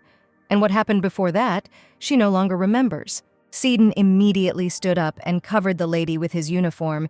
It seemed to him that she was too pale and cold, showing real courage and care. Sitting down next to her, he asked if it was really that important to her, meaning a way to understand how much she liked a person, and she answered affirmatively, yes. This conversation made Síodin think. To be honest, he himself doesn't know in his life he hasn't had the opportunity to think much about such things. Touching her beautiful curls, he said that he could say something, however, that her warm gaze is filled with tenderness, and he cannot explain it normally. And then hugging her from behind, he told Renee that if she wanted an answer, he would try to find it. His voice, which she hears, makes her feel something, whatever it is. From these feelings, Renee's cheeks returned to a pink blush. His voice reflected all the good that exists in this world. And it was this voice that became a real comfort to her.